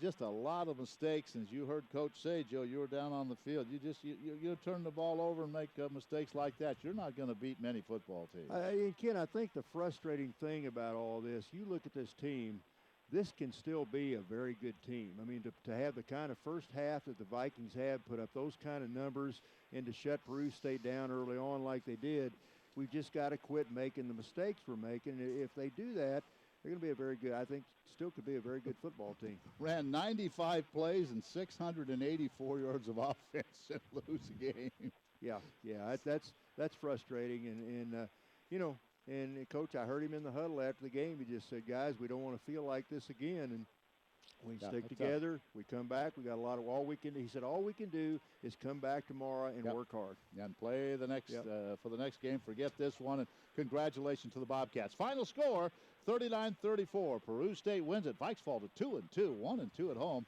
And Peru to 3-1. We'll be on the air on KMMO and Stretch Internet at 11:30 next Saturday morning from Des Moines as we take on Grandview. For Joe All and Chaz Maddie, I'm Ken Cuevas. So long from Marshall. Vikings football on Mid-Missouri.